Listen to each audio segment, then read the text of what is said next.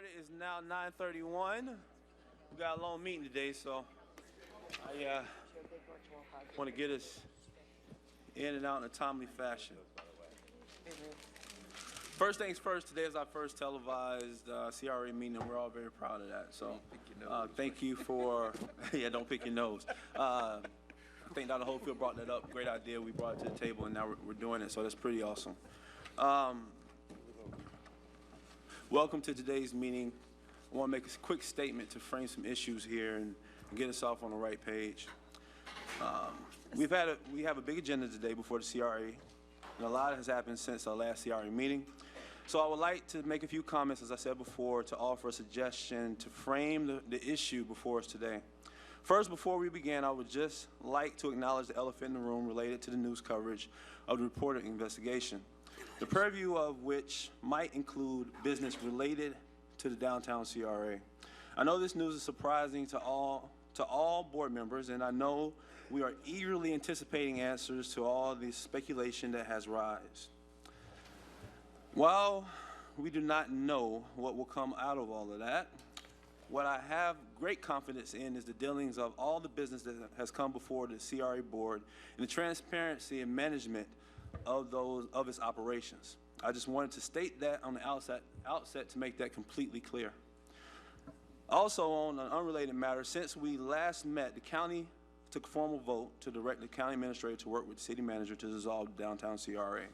I know the city commission has had a similar conversation. I know this is not something that the county can do unilaterally. Again, I want to repeat that. This is not something the county can do unilaterally. This had to be a joint decision by both the city and the county. The county's interest in dissolving the downtown CRA is driven by the legislature's decision to place a homestead exemption on the ballot in 2018, which, if passed, will result in enormous property tax revenue losses for both the city and the county. The county's position is simple, that we need those revenues to offset the impact of the homestead exemption to our taxpayers, and that they are no longer necessary to provide private sector inducement to spur involvement in the downtown area. As such, the board would like to quickly come to a meeting of the minds with the city and agree upon an approach to dissolve the downtown CRA as soon as possible.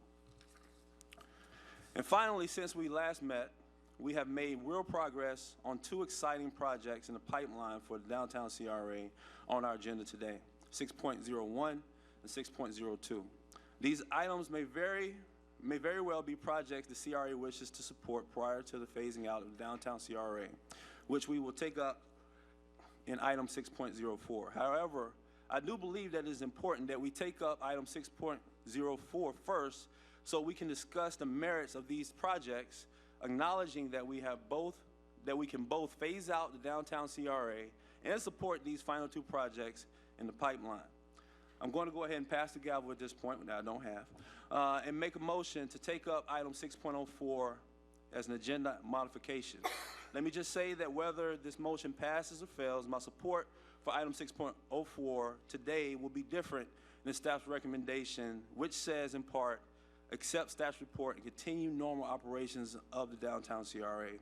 My intent will be to include CRA's direction on the two projects on today's agenda, and to direct staff to no longer consider any new projects in the downtown CRA, and to direct staff to work with the county administrator and the city manager to bring back a phased-out plan with phasing out the downtown CRA as soon as possible. With that, I'm going to go ahead and pass the gavel, and would like to make a motion that we have an agenda modification for 6.04 that we will take it up first. Mr. Mayor, you have the floor. Thank you, Commissioner, Mr. Chairman. There's a motion and a second. I'm sorry, there is not a second. There's a motion and no second. I'll pass the gavel back to you. I second that. I beg your pardon? I'm sorry, the chair did not mention, this is Kristen Dozier. I'm on speakerphone. I'm out of town, and I will second the motion. And just for parliamentary procedure, you can second a motion without being physically present in the room. So there is a motion and a second. All those in favor, let it be known by saying aye. Aye. Aye. Those opposed, no. No. The noes have it. Motion fails. Mr. Chairman, I'll pass back the gavel. Thank you, Mr. Mayor. If I could? Yes, please. I'm glad that we didn't move the order, but I wanted to put out there, at least from my standpoint, I think it is important for us to suggest to staff that for the time being, and until we can actually have a really in-depth conversation about the county's desire to phase out the downtown CRA, that we hold and we ask staff to withhold any large projects coming before this commission, before this board. I think there's real merit in what you're trying to do, and I understand the need for you guys to do that. And as a result of that, I don't want to put any false promises out there or suggestions out there to somebody that might have a project that it may be considered. So for the time being, my recommendation to staff, and I would ask this board for maybe at least a consideration when we get to the agenda item, is to just withhold on any large projects and focus more on our Southside and Frenchtown CRA so that we can have the much broader discussion about how we phase out. Any discussion or objection on that point? Mr. Commissioner Richardson. Thank you, Mr. Chairman. And I too agree with what you attempted to do, although the process, I think, especially for us, as for me, let me speak for me as a commissioner. I'm still relatively new to the commission and am totally clueless at this point as to what the process is for dissolving a CRA. You know, you hear a lot of things, but we have not had that discussion as a commission since I've been here, since I've been on the commission. And so at our last commission meeting, I asked our city manager to schedule a workshop where we would have that discussion so that we could understand what the process is and what the implications would be of dissolving the downtown CRA. And so I understand the county commission's position on that in light of the constitutional amendment that will be proposed in the fall, increasing the homestead exemption and what that will mean for you all in terms of your revenue. But this has to be a deliberate process. And I want to say I fully believe in the work of the CRA. I think the CRA, not only in our community, but throughout the state of Florida, has been successful. Have there been some problems? Sure there has. But that's with everything. And I think that there's still some good that the CRA can do in terms of addressing issues of blight and slum in our community, which is what CRAs were established for. And we have an opportunity to do that going forward. But I think this has to be a deliberative process and not a knee-jerk based on what the current news coverage is and, you know, listening to a small select group of people. We've got a broader community to represent and to address their issues and concerns. And so that will be my position going forward, Mr. Chairman, as I look at, you know, this whole issue of dissolving the downtown CRA. Thank you, sir. Mayor? Yeah, I'll just align myself with the comments of Commissioner, you know, Richardson. I think we should take a bow when we observe the kind of transformational impact that CRAs, and more specifically, I think this CRA has had in helping to have real impact on this community and the direction of it. And while, like you said in your opening comments, all of us are troubled by any requests for documents, certainly that come under the light of the FBI, we still don't know frankly, any more of the details than probably what we've read. And I certainly don't believe, you know, for one, that ought to guide any decision that we might make around the long-term health and direction of the Community Redevelopment Agency. I think there's been good work done here. I'd like to see more done. I do think that these things come in cycles. So, for instance, maybe we thought that some of the original work had to do a lot with inducements and incentives to get folks sort of to make development decisions in our city. And maybe the next generation of this work looks different than the way in which it's been applied up to this point. But I think that's an important conversation to have, whether or not the projects we fund and the way in which we do it should shift to reflect where, where we currently are as a community and where we are as a district.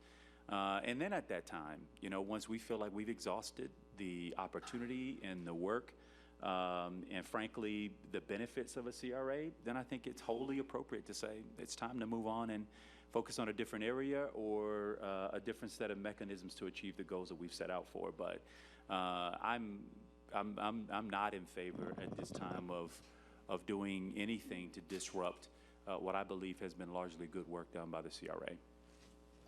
Commissioner Miller? Yes, I wanted to clarify the intent that y'all are, I agree with the discussion about not going forward with any large developments, but out of the 150 odd program applicants and projects that have come through the CRAs through the last time, ever since they were conceived, only a few of them have been large, and there are these small ones like $3,700 to somebody to paint their building or infrastructure improvements or that sort of thing. So is it your intention to shut down all of those? So the painting grants, the renovation grants, I mean, is it your intention to shut down any work on any of that? Well, those don't usually involve tax rebates that go out over a long period of time. there's a lot of ways we can get to the objective of that the county's trying to get to. I think our objective is very simple. We would like the tax increment that comes into the CRA to come back to the county. Does that involve completely dissolving the CRA? Not in all cases. Maybe there could be some agreements of some nature that could keep the CRA in place, that we still get that tax increment back. But the county's interest is in being able to get that tax increment back to address the millage or the homestead exemption that the state has put on the ballot. Right. I'm just talking about in the interim between now and the time we make a final decision on. I think that can be worked out with staff. I mean, as long as, well, I can speak for myself. We can talk about it at Agenda 604, you know, Okay. so Okay. just want to mention that. Commissioner Lindley? Well, it seems to me, Mr. Chairman, you don't have to make a motion and have it fail to talk about this, It's not. because we're talking about it. Yes, we are. I do not want the staff to continue bringing forward large items on the downtown CRA. I was really unpleasantly surprised to see this Envision Network project come up, which I had heard nothing about until about a week ago. I understand it's been working away in the City Hall, but those of us who are on the County Commission have not heard about it. So we have this coming up today with no real information about it. I see some people are here now to possibly bring that to us. But I support, I guess Commissioner Ziffer didn't actually make a motion, but it's a damn good idea. Thank you. Thank you. All right. I think we'll move right into public comment. Mr. Chair, I'm sorry. I'm sorry. Go ahead. Comment? Commissioner Dozier? Thank you, and I'm not sure if you mentioned this before, but I am out of town today, was unable to be in the room, and I believe that staff confirmed last week that I could make motions, votes, et cetera. Is that right? Yes, ma'am. Okay. I just wanted to mention that I think I have supported your motion because I think it is appropriate to talk about the bigger picture before we get into any specifics. I could support lots of different projects that may come up in the next few months, but we need some guidance, not just for ourselves, but for the development community as well, and for owners who may be applying for money. And forgive me if I didn't hear this in the conversation, but at our last commission meeting, I believe the county administrator mentioned that this is something that he and his staff would have to work on with the city manager and his staff. So if you would like to discuss this in item 6.04, that would be fine. But I am still confused about who is handling those negotiations and what that means for any decisions we might make today. So I would appreciate hearing from the city manager, county administrator, or others once we get to that point. Thank you. Thank you, Commissioner Dozier. Again, my motion did fail, so I think it's appropriate that we do wait until 6.04 to continue this conversation, though I do appreciate the comments on the outset to kind of frame the issue for everyone here. And so with that being said, I think it even gives the public some indication of where this whole process is with the downtown CRA. So I think it accomplishes what I set out to accomplish in the first place. So with that being said, we'll move right into public comment. How many Mr. speakers? Chairman, Yes. just real quick, on Commissioner Ziffer's idea, Commissioner, did you intend to have that as a motion? And if so, I understood it to mean not to impact what's currently on the agenda That's today, correct. but going forward. And I think, if I could Please. suggest, I can bring that back as an emotion when we get to the actual agenda item, because I will be making it that time. But no, I'm not referring to what is currently on the agenda. Got it. What's currently on the agenda is there. I was referring more to anything further at this point, so staff could be very clear if somebody came forward to be able to say, we're in a pause right now until we resolve this. If the board doesn't mind, I mean, since we've had that conversation is here, I would like to take public comment specifically on that.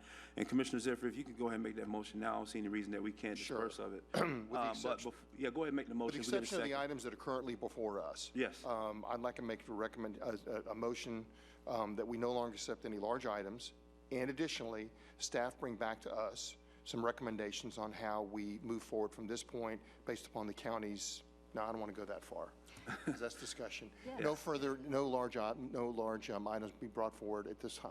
Is there a second to that motion? Second, Mr. Chair. Motion's been made by Commissioner Ziffer, seconded by Mayor Gillum. Mayor Gillum, you have the floor, followed by Commissioner Richardson. And Commissioner, I assume when you refer to large items, you are referring to the definition that the CRA uses. Correct, that'd be greater than $2 million. Yes. Correct. Yeah. Got it. My same question. Yes. All right, Good. so that handles both questions. I'll take, is there any public comment specifically on the motion that is on the table? Seeing none, I'll go to Roxanne for comment, and then we'll take a vote. I just have one question, and you're referring specifically to the downtown CRA? Correct. Yes, Thank you. specifically to Wanna make downtown that CRA. All right, so does everybody understand the motion on the floor doesn't need to be repeated? Mr. Chair, Yes, ma'am. Commissioner Dozier. one question. Yes.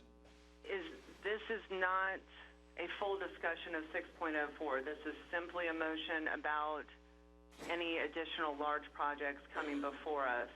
Is that correct? Yes, ma'am, excluding the two that are on the agenda now, which would be 6.01 and 6.02.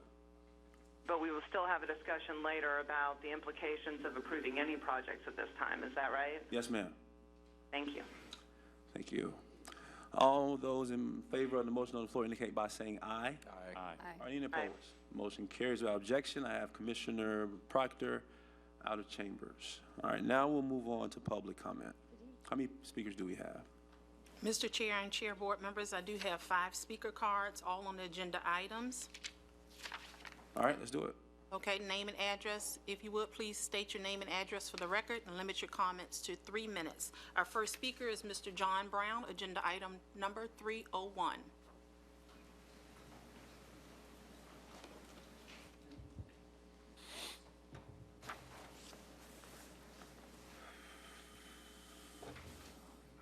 Commissioners, Chairman, good morning. At the end of the last CRA meeting, I was able to address a point. Understanding protocol in the room, I was trying to be very respectful and grab the chairman's attention. I didn't want to yell in the room, but a lot of action took place very quickly. I believe Commissioner Richardson made a motion to approve 7.01 from previously, and Commissioner Proctor made an adjustment or ask for a friendly amendment to move that number of 25,000 to 40,000 for first-time events.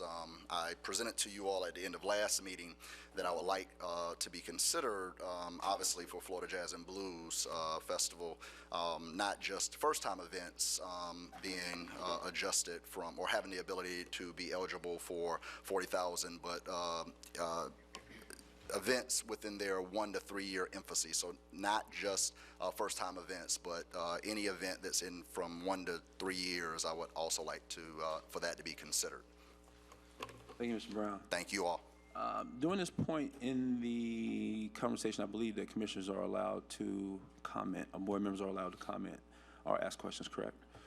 Any questions for Ms. Brown? Any comments? Next speaker. Thank you. Our next speaker is Mrs. Diane Williams-Cox on agenda item number 501. Ms. Williams-Cox, name and address for the record, please.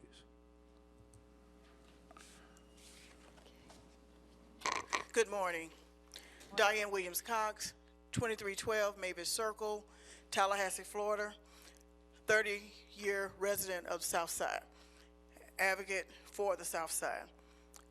I stand today to speak to item number 5.01 in regards to the $400,000 that is still on the table, and I understand the need to do something because the time has expired, but I want to make sure that we're very clear that we need those dollars to remain in the CRA for Frenchtown and Southside. And we also want to join with you to make sure that the landlord for the parking lot on the south side that did not get done, that it gets fixed. We're tearing up cars driving through that parking lot with potholes. I ask you to just drive down and visit for yourself. It is unreal. You would not see that in another neighborhood, and we don't want to tolerate that in our neighborhood. So we want to make sure that those dollars remain there so that we're able to do those kinds of things. And then, again, we'll work with you to make sure the landlord do due diligence in making sure that we preserve our neighborhoods just like other neighborhoods have done. We'll be coming to you again. This is not on the agenda yet, but we believe that it is now time to extend the boundaries for the CRA for the South Side. There's much work to be done, and we need all the dollars we can get. It seems that there are some dollars in CRA. We're looking for dollars from CRA and anywhere else legal that we can get to make our communities, the Frenchtown and South Side, look like the real Tallahassee that it should, and keep our historical nature of what we are about here in Tallahassee, beautiful Tallahassee. So I just wanted to make sure you understood that we're here to ask that those $400,000, and if you can find more, we'd appreciate it. But we need those to remain in the Greater Frenchtown Southside CRA. Thank you very much. Thank you, Ms. Williams-Cox, and appreciate your leadership in Southside on the important issues. Next speaker. Mr. Matthew Latch, agenda item number 501. Mr. Latch, name and address for the record, please, sir. Hi there, my name is Matthew Latch. My address is 1909 Karen Lane. I'm here to speak on behalf of the Southside United Citizens Action Alliance. I'm backing up Ms. Williams-Cox. So those $400,000, if I understand as a layperson coming in, have been on the table for about 2 years, and I do understand that it is not always possible to find places to spend money that we have it. But when we come to these two separate projects, the $200,000 that was initially intended for affordable housing across Frenchtown and Greater Southside, you have, to be honest, quite a lot of nonprofits that work with that. You've got the Tallahassee Housing Authority, you've got the Lenders Consortium, you've got Big Bend Development Corporation. Not every entity is a shining beacon, but there are nonprofits that utilize these dollars for projects that are greatly needed and are the specific purpose of the CRA. So with that $200,000 on the table for the housing, affordable housing, I would say that you guys should recommend staff return to the table and work a little bit harder on trying to figure out where that money should be dispersed. I do understand that more funds can be earmarked later on from future budgets, but with this $200,000 already on the table, go ahead and spend it. Honestly, it's needed now. As far as the parking lot improvements, I understand that real estate's fickle business. The landlord might not be willing to play ball. They might not have the money to make said improvements while making their cash flow numbers work. That's understandable. That $200,000 can be used to fill gap funding to make that a more multimodal neighborhood, sidewalks leading to the parking lot. There are just a number of things that staff, I think, could hash out with the money already on the table. And yeah, future dollars can be earmarked for these purposes, but if it's already here now, we should probably take a crack at it. So that's just my request. And yeah, same thing as she said. Thank you, guys. I appreciate that. Thank you. Thank you, sir. Mr. Chairman? Yes, sir. I think that I don't know if there are any other speakers on this item, but if there are, there needs to be some clarification on what this item does at this point. It does not take money out of the Frenchtown Southside CRA. Those funds will remain in that CRA district. In terms of the parking lot, there was $100,000 put in the budget for improvements to the South Side and Town South shopping centers. That was to be matched by $100,000 by the owner of those properties. When we came up with a final design, the project would have been, Wayne, correct me if I'm wrong, about $500,000. We are in negotiations currently with the owner of those properties to see if he balked at the additional investment in the parking lot improvements based on the new design that we came up with. And so we're still in negotiations with him to see if we can get him to make the increased investment in those properties so that we can have something that the entire community can be proud of. And so that's how those negotiations stalled. And because it's been the 3 years now, we've got to put that money back in the general budget for the CRA. So that's where that happened. In terms of the affordable housing, those that know, we have a work group that will be coming back before the city and county commissions in October to talk about affordable housing initiatives in the community and to make recommendations to us for going forward with building affordable housing in the community. And at that time, those dollars will be put into that effort for projects within the CRA. So none of that money will be lost to investment in the Frenchtown Southside CRA. And so that's what this agenda item addresses, because the time has lapsed and we have not used those dollars to this point. But those dollars will not be lost to the Frenchtown Southside CRA. Thank you, Commissioner. Any more comment? Next speaker. Next speaker, Sue Dick on agenda item number 601.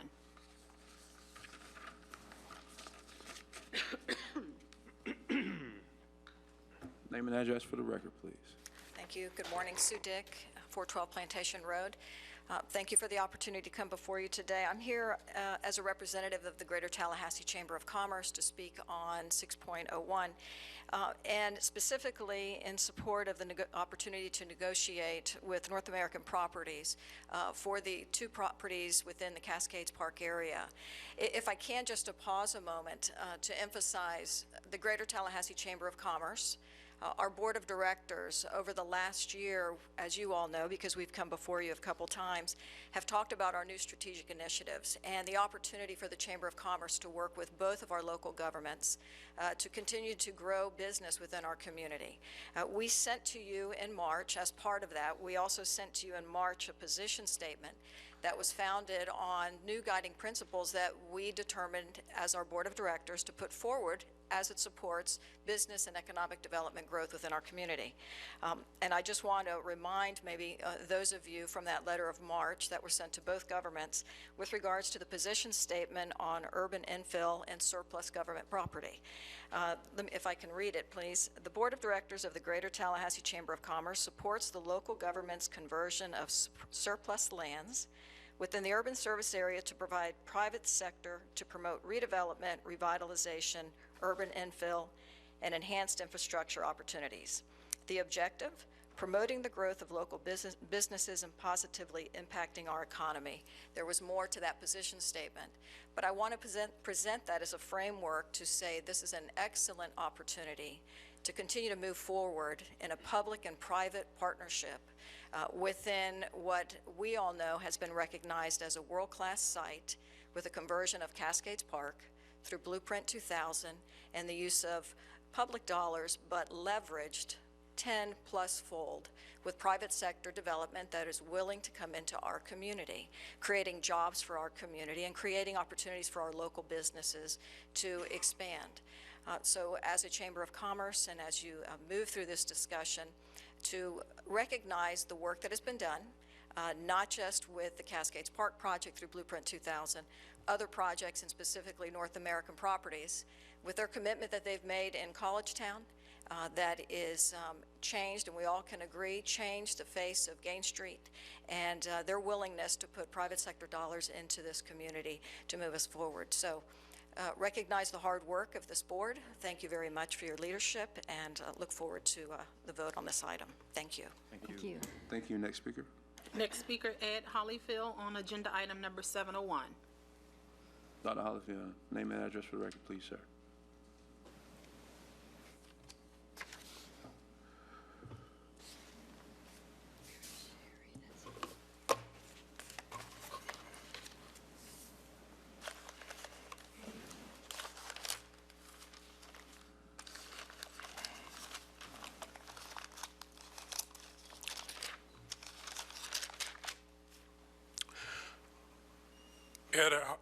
Ed Hollifield, Longleaf Court.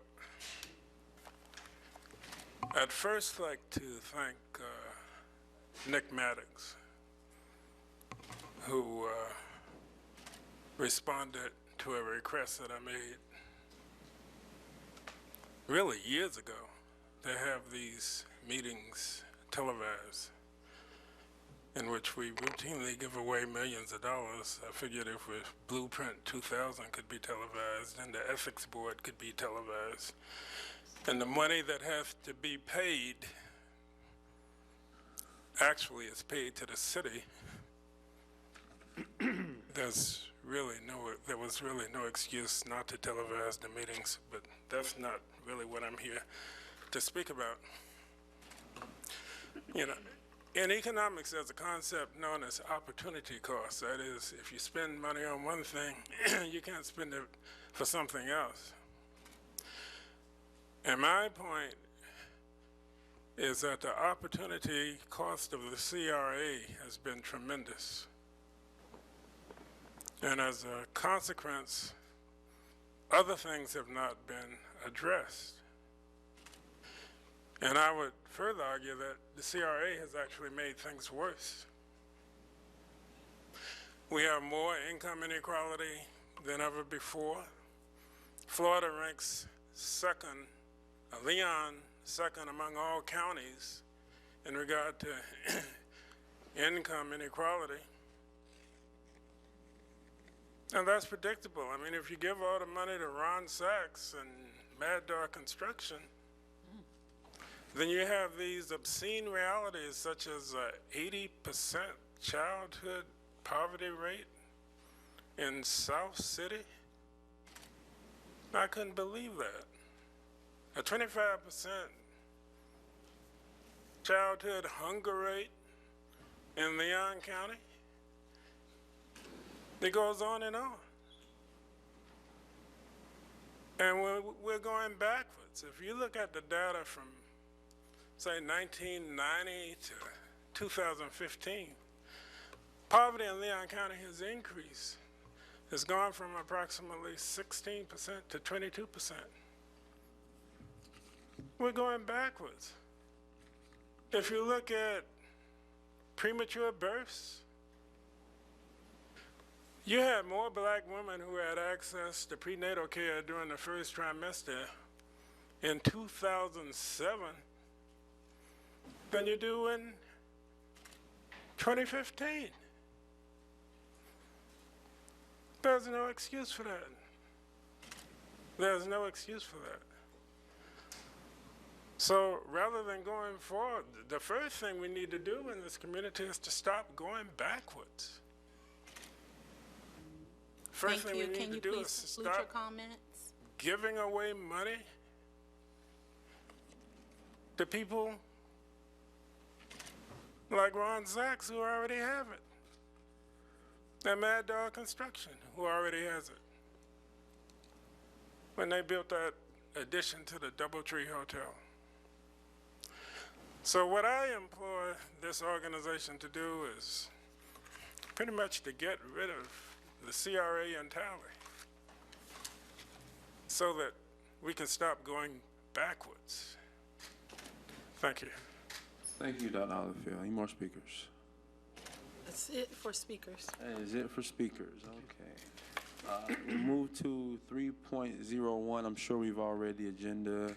and we understand where we are in these projects. So if you give a brief synopsis on each one, I would appreciate it. If commissioners have any questions, we'll hold them to after the update is given.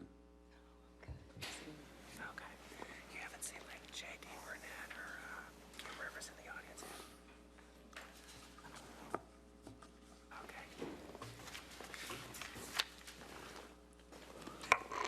Good morning, Commissioners, audience. Just a quick update on our CRA projects and where we are with most of them.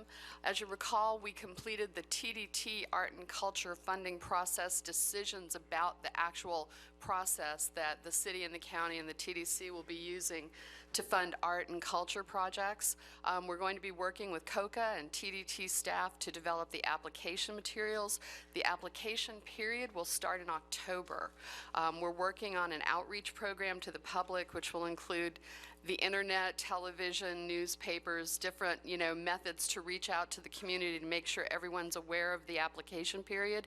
We'll also have a workshop in September, which at least one, depending on how the attendance is, so you'll see that advertised. So we'll be moving forward with that.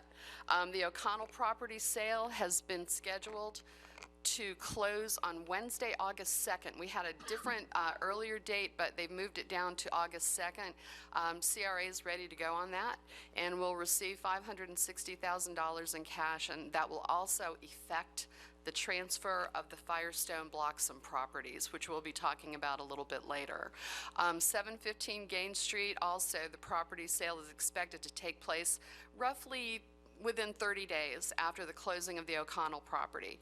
That project is currently under contract with North American Properties, and they will be doing a development there, which is a mixed-use residential development. Interesting thing about that, they have not asked the CRA for any funding, and so that's a good thing. Hang on one second.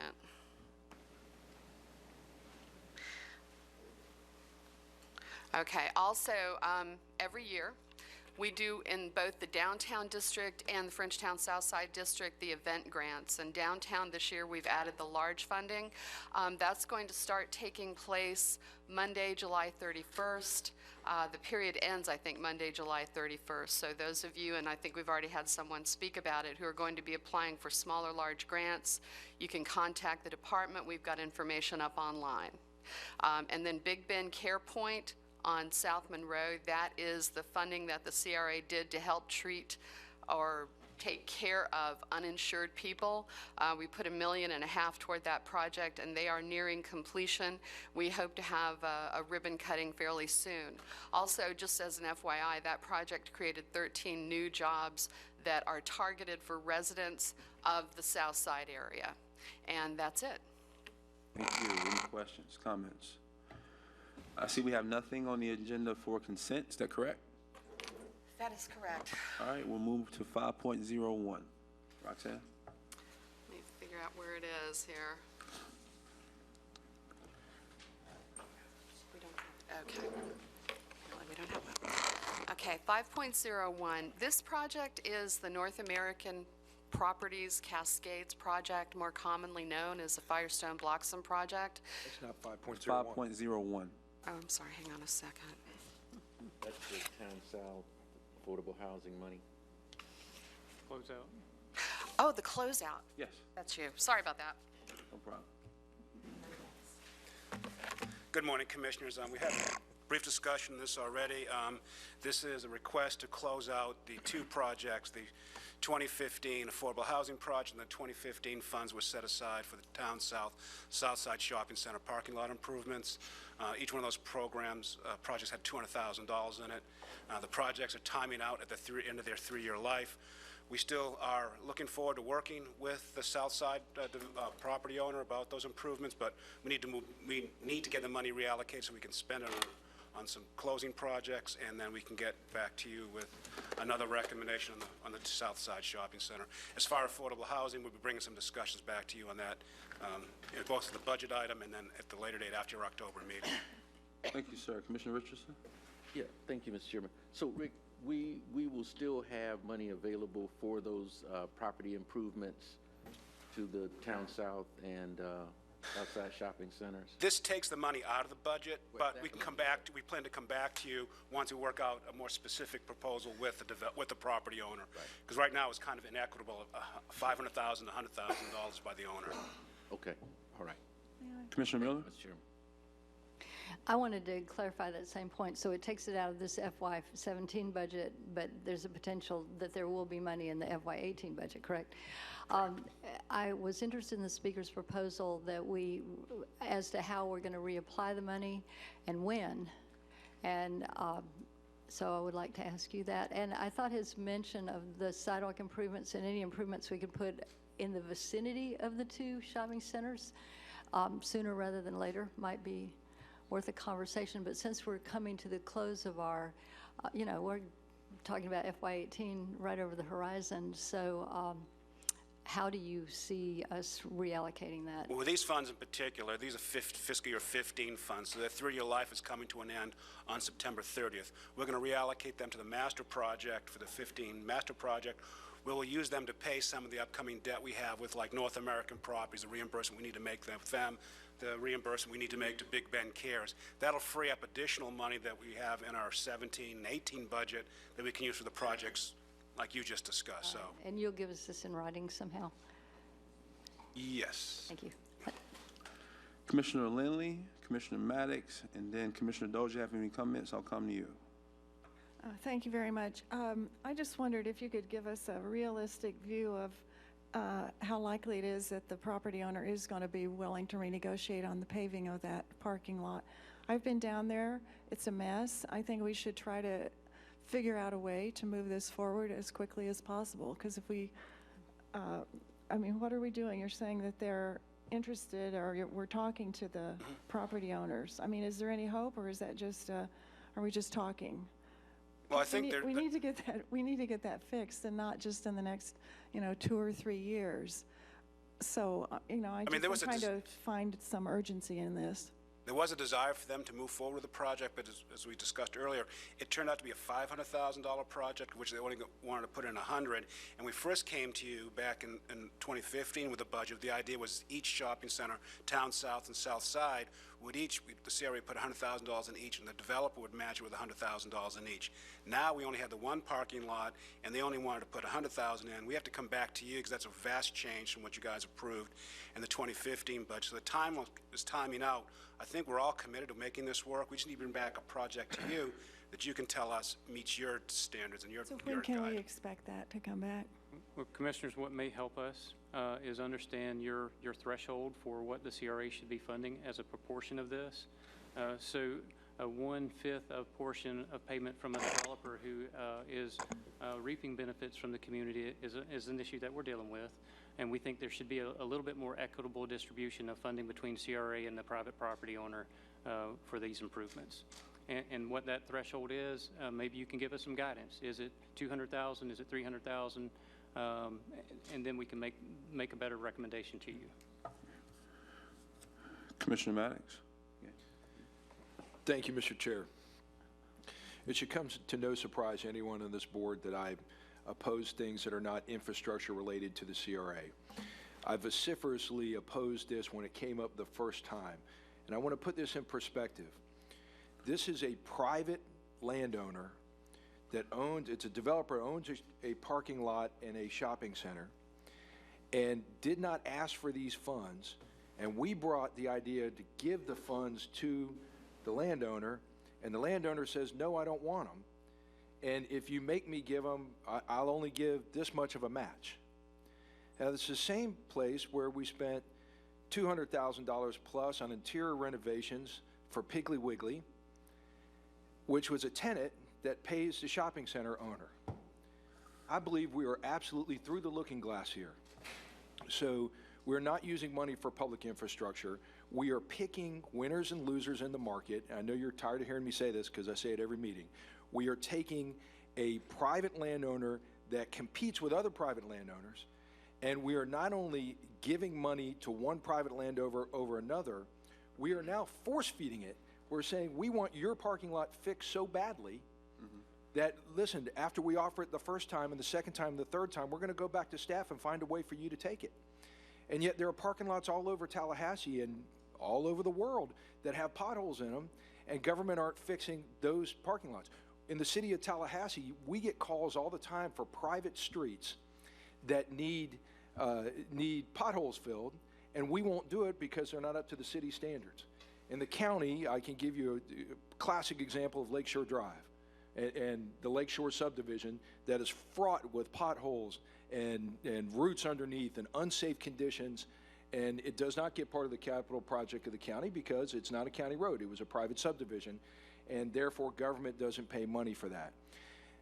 My point is, if we continue along this path, it is foreseeable that when you give money to Piggly Wiggly, that Winn-Dixie closes. We are going to continue to pick one project, put an influx of dollars into it, and then you're going to create a problem where you'll have tenants that do well in that project because they got an unfair advantage of government dollars. That means that you're going to have disrepair in the project next door. And then we're going to go, because they won't have tenants, and they won't be able to upkeep their property. So then there'll be a request for us, and we'll go do the project next door, and so on, and so forth, and so on, and so forth. And a mechanism that was designed to help blight will continue to create blight by picking winners and losers and haves and have-nots. I was against this in the beginning. If it comes back again, I'll be against it again.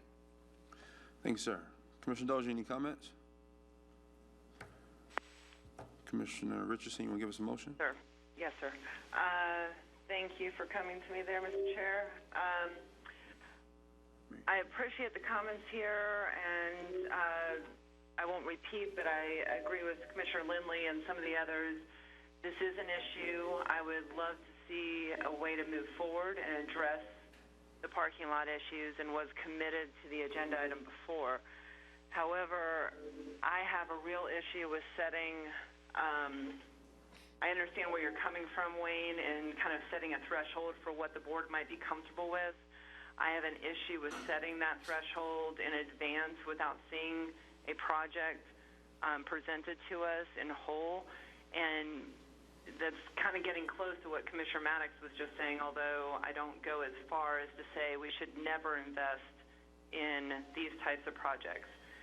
The Piggly Wiggly example, I think that addressed the food desert, another investment in the area. There are selective ways we can do this and be careful, but I can't support setting an upper threshold when the developer is obviously not willing, or the owner rather, to invest in his own property. I think we've got a real rock and a hard place here. So I would like to encourage staff to keep talking to the owner, to look for other types of options.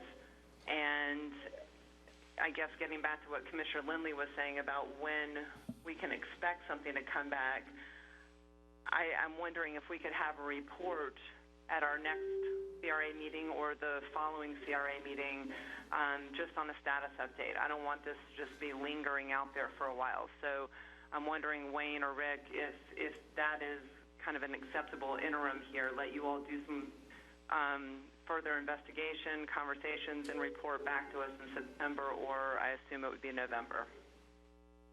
We can do that. Thank you. Any objections to that direction? See, no objection.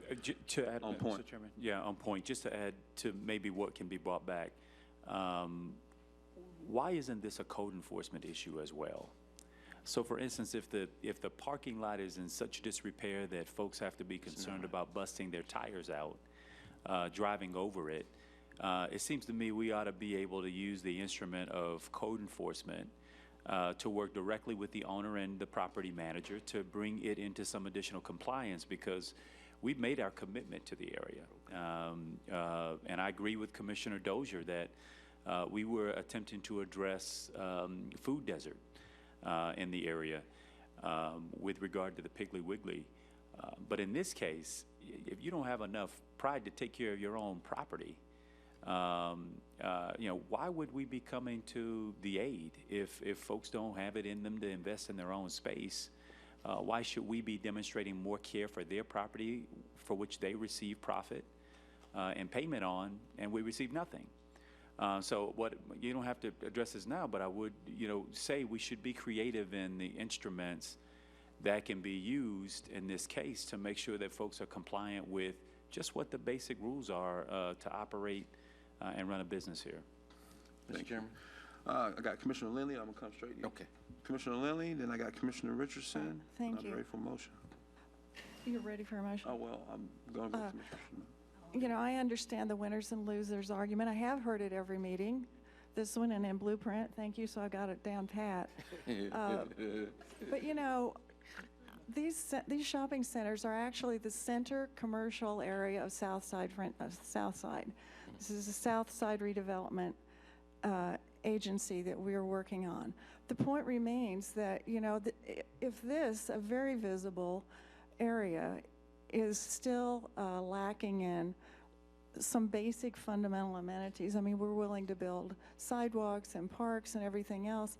I just, you know, I think we have to sort of figure out a new attitude on this, because we can stand on our process. I understand that, but you know, the upshot is those shopping centers still look like hell. They are not properly kept up. We are the Southside Redevelopment Agency. Let's try to figure out some ways to make improvements in that. You know, it's just, I think it's untenable. I think this is our purpose, is to try to make improvements that really do make a difference in the appearance and might, you know, get some other tenants in those properties as well. So to me, the fact remains it's a blighted area.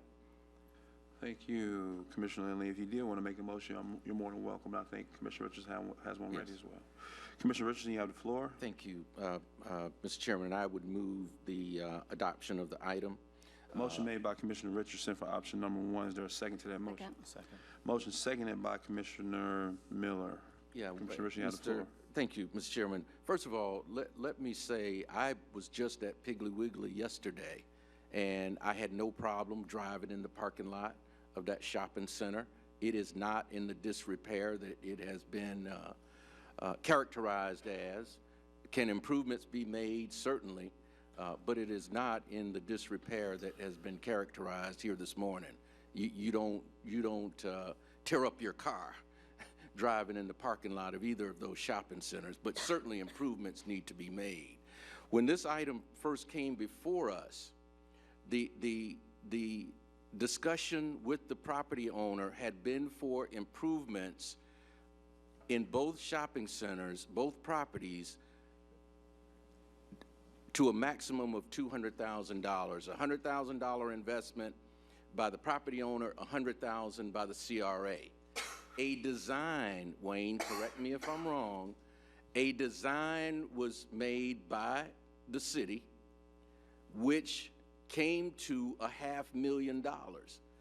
Prior to that, there had been no discussion with the property owner about a $500,000 design to improve those properties. So when we went back to the property owner and the local broker, Talcor, that was the issue that was put on the table, and that's where negotiations are now. And so, Mr. Mayor, I think that what we're trying to convince this property owner is that, yeah, improvements need to be made, but beyond what we initially thought. This is the design that we have. How can we reach agreement on how much you invest and how much we invest to make those improvements, to make these shopping centers amenities to the community, rather than what they look like now? And so that's where we are, Wayne, correct me if I'm wrong, but that's where we are in the negotiation process with the property owner. I just got a text from Ed Murray with Talcor indicating that, you know, they're still willing to negotiate for what is fair and equitable for both parties in these negotiations. So that's where we are with that. And I think that we hopefully will be able to work something out to make those properties amenities to the community.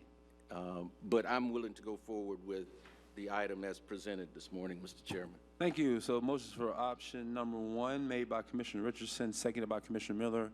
I have Commissioner Maddox in queue, but just for clarification here, this motion that we have on the floor closes out the restricted use of this money for that parking lot and puts it right back into the Frenchtown South Side master plan, correct? So there's no way it can be spent on anything else besides Frenchtown Southside. Great. Commissioner Maddox, you have the last comment, and we're going to take it to a vote. Thank you, sir. I'll be brief. I was going to make that clarification as to what the motion does to return it to the budget, and I'm glad to support that. And thank you, Commissioner Richardson. I think you're exactly accurate as to what has transpired with the developer thus far. I would make only this analogy. If we decided that in a neighborhood there was one house that was run down in the neighborhood, government went to knock down the door and said, we think that this house ought to be improved. They said, okay, we don't really want to improve the house. We like it how it is. We went back, did our design for them, and came back and said, we want you to have a swimming pool, a 4-car garage, a walking garden, balconies, and we think this is a beautiful project. Now, we need you to give more money than what we originally talked to you about giving, but you're going to get this beautiful house. They came back and said, that's too much money, we don't want that. So we are now negotiating as to the size of the swimming pool and the size of the garage to see whether it's amenable to the person that owns the house and to government. My point is, once we do that, the person next door is going to want the same size swimming pool and the same size garage, and so on, and so on, and so on. I'm glad to support this motion to return it to the budget. Thank you. Motion on the floor is for option number 1, made by Commissioner Richardson, seconded by Commissioner Miller. All those in favor of the motion on the floor indicate by saying aye. Aye. Aye. Any opposed? Aye. Motion carries with Commissioner Proctor out of chambers. It's 8-0. Commissioner Proctor out of chambers. I'm not sure, Commissioner Dozier, she could She said clarify. aye. She was in favor? Yes, she said aye. Yes. All right. And, could I have a clarification on Commissioner Proctor's status? Is he here? Yeah, he's Come not in the today? chambers. Well, I just haven't seen him, so I was wondering, you keep saying that, and I just, well, he's not in chambers, that's what I'm saying. no, he's not. No, he's not. He has not been here today, so it's a note on Thank in the minutes that he's not in chambers, so he not taking the vote, so it's 8-0. Mr. Chair, Yeah. She was asking whether he had been here and left. No. He has not been here and left. He has not been here at all. I could say absent, but I said not in chambers. 6.01. Okay, thank you. This is the North American Properties Firestone Blossom project located immediately adjacent to Cascades Park. I know most of you will recall that we spent the last 2 years putting together requirements for a project, going through the RFP process, identifying a developer. At the May meeting, you approved the purchase and sale agreement, which also has several conditions. One of the conditions of the purchase and sale agreement is completion of the development agreement, which we're going to be working on. But what we're talking about today is going to be the funding for the project. Now, one of the things that we worked on, put a lot of thought into, is what kind of components the CRA could fund on a project like this. And basically, as you already know, we fund projects that are specifically targeted, or we fund elements of a project that are specifically targeted to the public. Things like festival streets, plazas, public parking, and that's what we're going to be talking about. Now, just for those of you in the audience who have not seen this project before, very quick rundown. We're looking at about $150 million in project costs, and that the developer will pay by far the majority of that money to build this project. It will include about 30,000 square feet of office space. It will take the old County Health Department building, which is on the corner of Gadsden and Gaines. It's that really nice Art Deco building. It will restore that and turn it into office space. That's a really cool historic building, and we're very excited about that. There will be about a 123-room boutique hotel. It will be different than the other hotel products that we have in our district right now. And we're looking at about 304 multifamily residential apartments, 24 one-bedroom condominiums. There'll be at least 3 restaurants with about 17,000 square feet of restaurant space. And this is where it turns into a really public project. There'll be about 15,000 square feet of Festival Street shops, which are basically little shops that will be along a street that is specifically designed for gathering. We'll have extra facilities there and electricity for the public, so it's going to be a really nice place. There will be a wellness center. We're working right now with a community group on a civil rights memorial that'll take place on the corner. That should be a really good asset. Now, as I said earlier, this project right now, this property yields absolutely no property tax at all. And if you look at the graphic, that little orange box, that's how much property tax we're getting, nothing. It's publicly owned. But the project as currently designed, if we build it as designed, we should get about $1.3 million in ad valorem revenue in the first year, which we expect will be 2022. We'll get $1.3 million back in ad valorem revenue. And later we'll talk about how this works in with the possible dissolution of the downtown CRA, because it is possible to fund this project and the Envision project and still allow the county to realize the kind of revenue return that they need to make up the loss, and we can talk more about that later. The funding request, because this is the largest project that we have ever done in the CRA, the funding request is sort of concurrently large. But we went back and we looked at other projects, and you have a handout. We looked at other projects that we funded that were transformational or important projects, and our funding percentage on those projects went from 3 to 5 to 8 to 12%, and the 12% was for College Town, which was a genuinely transformational project. The current ask that the developer is putting on the table today is going to run probably between $14 and $15 million over time, and I'm talking a little bit more about that later. That will probably be, if we do fund it at that level, that'll be over 15%, so it will be a very high level of funding. But again, this project also returns to us a very high level of public usability that is something that we don't have, and we do feel that it's a direct benefit to Cascades Park. We'd much rather have something that blends into the park than having, you know, a bunch of office buildings adjacent to it or something like that. So what we're looking at right now, and I want to make this very clear, we're not asking you to vote on funding today.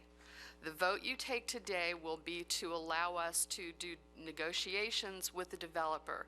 As you know, if we negotiate on behalf of the CRA board, we only do so with your consent. So what you'll be saying is, we understand what you're asking for. This is the developer's initial ask. There's some negotiating to do. That's going to take a little while. And we would come back in September with a specific funding request that we would put before you. So right now we're looking, as you know, we've already funded the amphitheater support and the event space out of TDT tax revenues. So that part is done. We're going to be looking at public parking. Now, in our RFP, we ask for a minimum of 145 public parking spaces. But we know that other things are going to be going on in this area. You know, maybe someday the waterworks will be developed into something. So we wanted to do a little bit of extra parking for Cascades Park as well. So the developer came back with 229 parking spaces, and that will cost us about $6.7 million to build. They're not just lot parking spaces. These are underground parking spaces, so they're really a good quality product. So that's $6.79 million. We're looking at about $2.5 million in early funding or upfront funding that will help with demolition and cleaning up the project. And then finally, the developer is proposing a phased rebate of tax increment. Now, the important thing to know is that when we fund a project like this, when the CRA funds a project like this, we're not taking money from adjacent property owners in the CRA. The money that we're using for this type of large project actually comes directly from the property owner. So as I pointed out before, the property right now generates 0 tax dollars. If it's developed as planned, you're looking at $1.3 million tax dollars from this project. We would take part of that money and rebate that back to the developer over, I think it's about a 15-year period. Now, what they're proposing is to start out with a 90% rebate from 2022 to 2025. It goes to 2026 to 2030. It would go down to 75%. So the city and county would get more money back.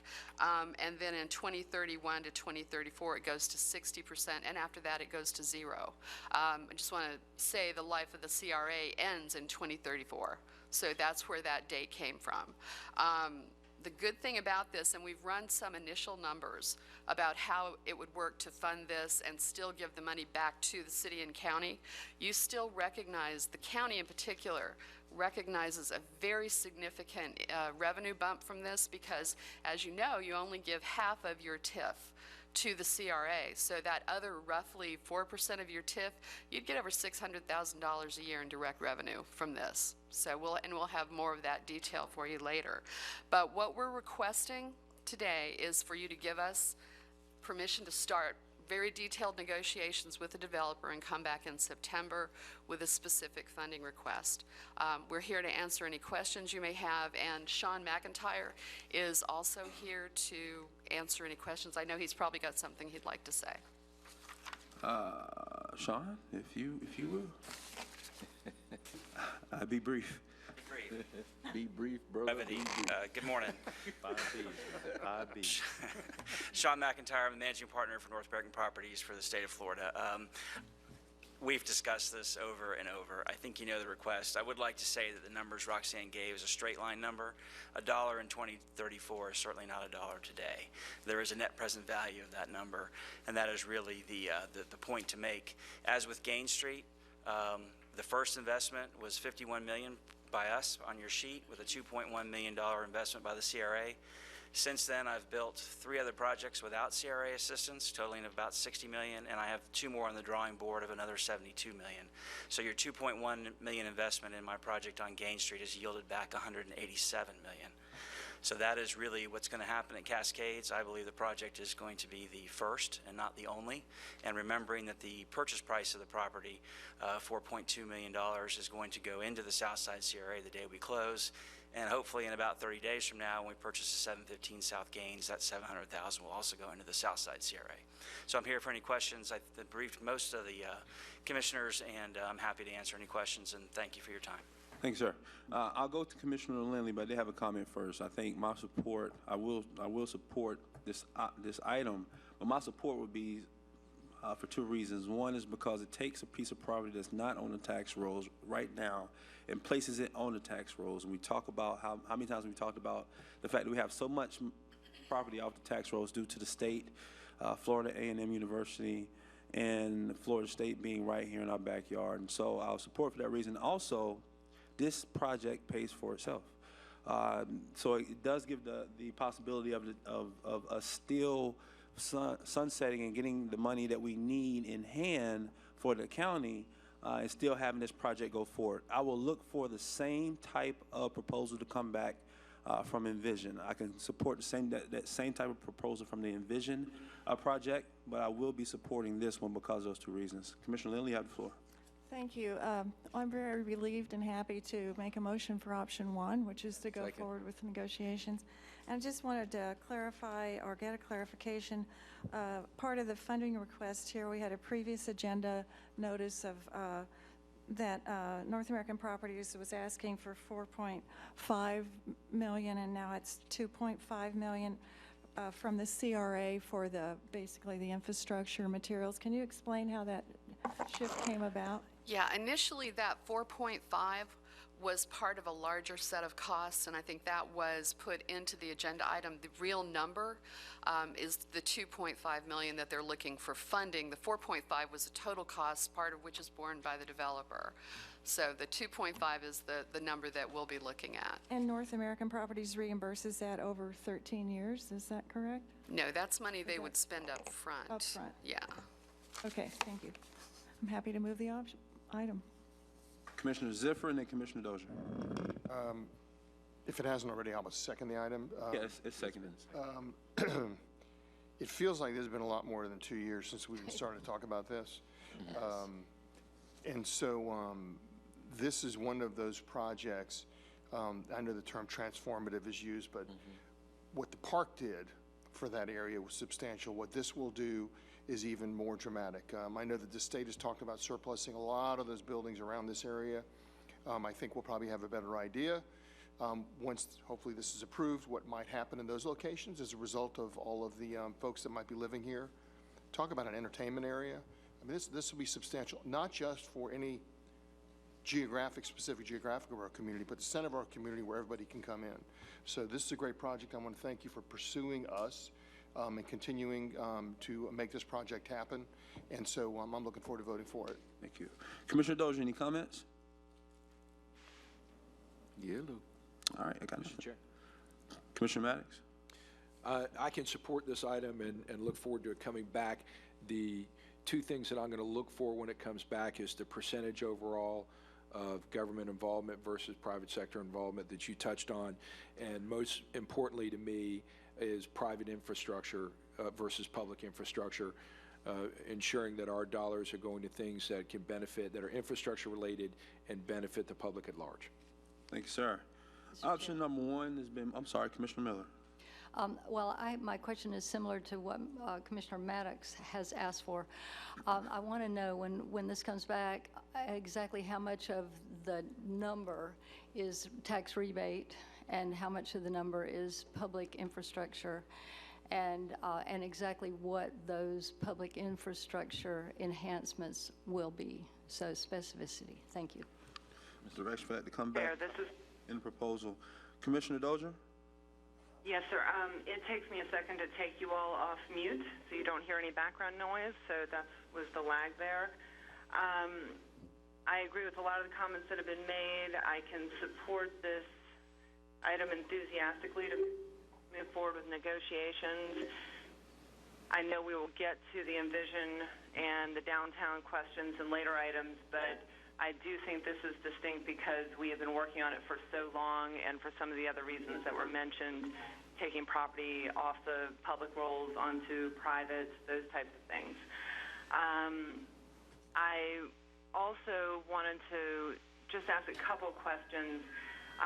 Really appreciate the summary provided by North American about the items requested in the RFP and the economic impact analysis, which we saw a couple months ago from, I think it was a couple months ago from OEV.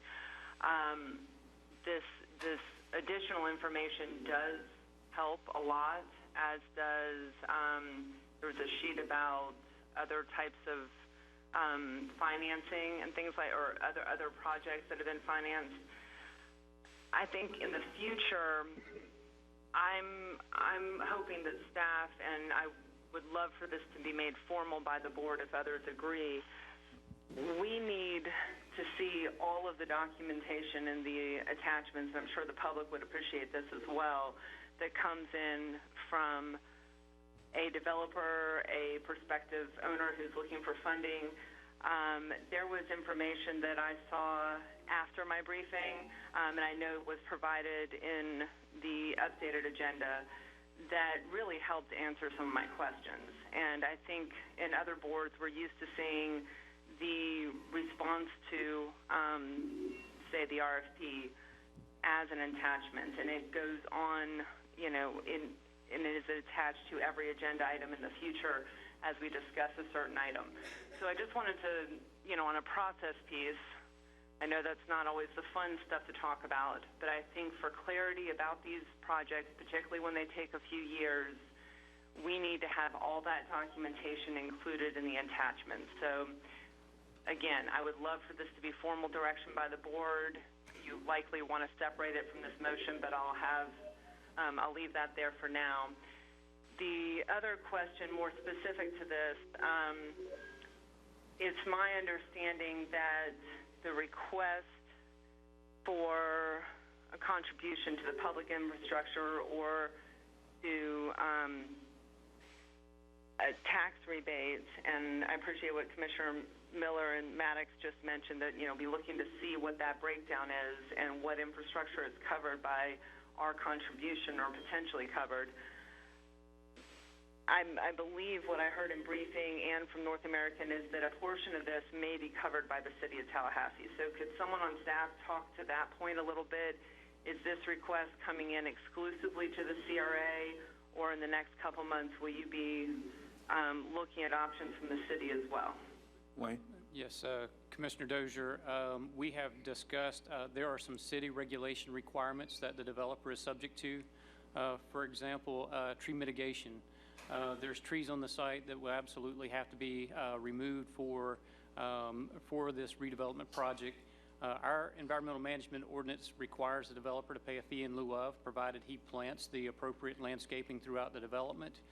is substantial on this site. And those are things that are possible fees that could be waived so long as we get the product that we ask for from this board and from the City Commission in a final permit. And an example like that, Wayne, thank you, is something that has been listed and included in the information we've gotten from North American. So that's part of these larger numbers we're seeing. And if that fee were waived, it would be something that the city would take.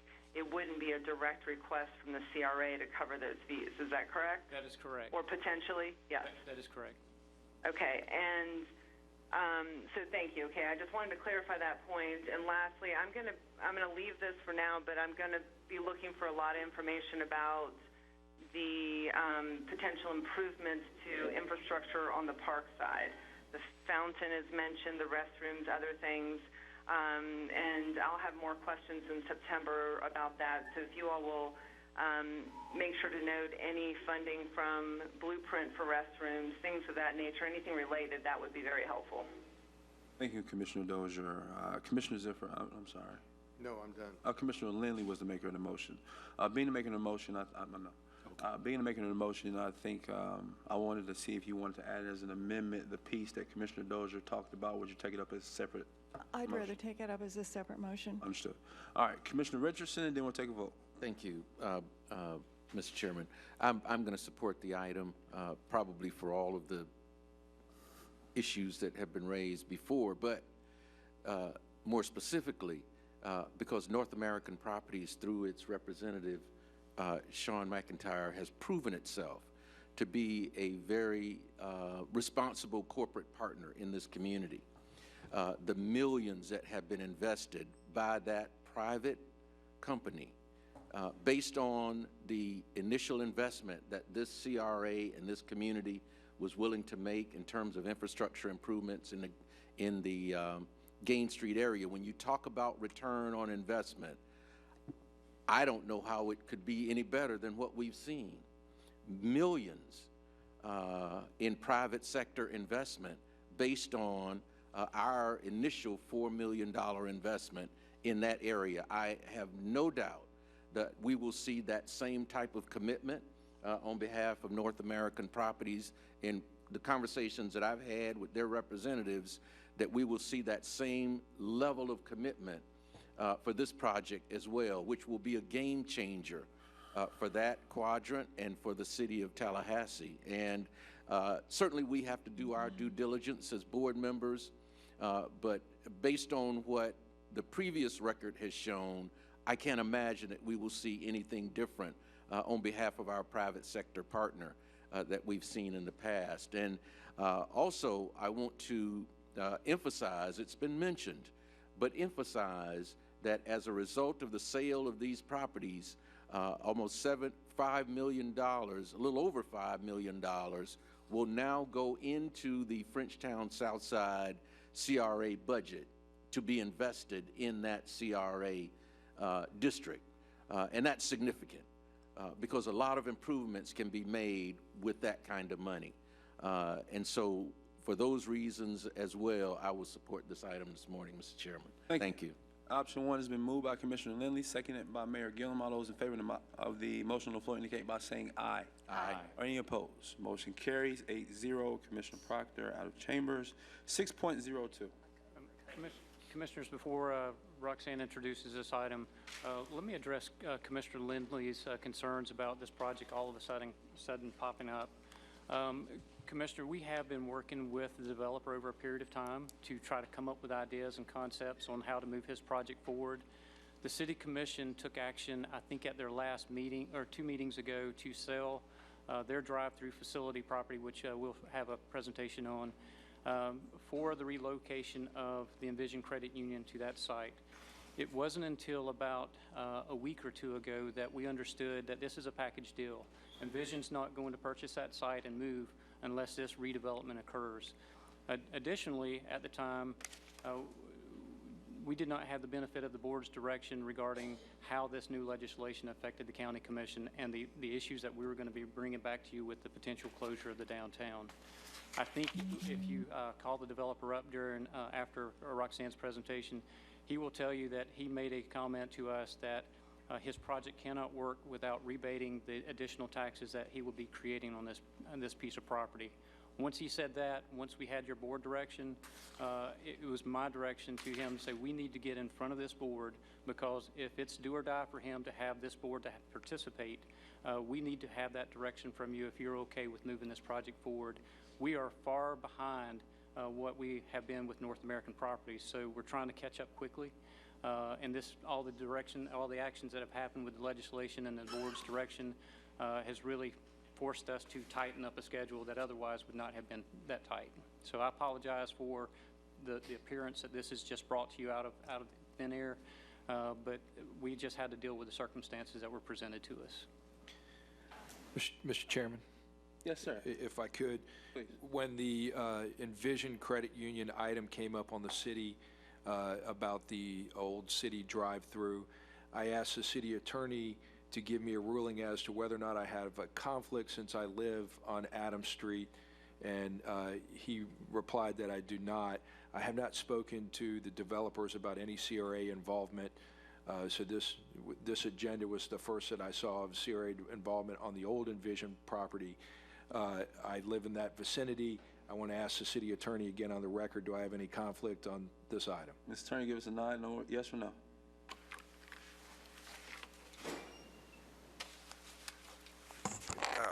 Mr. Chair, the same answer would apply in this case, that Commissioner Maddox does not have a conflict of vote on this item.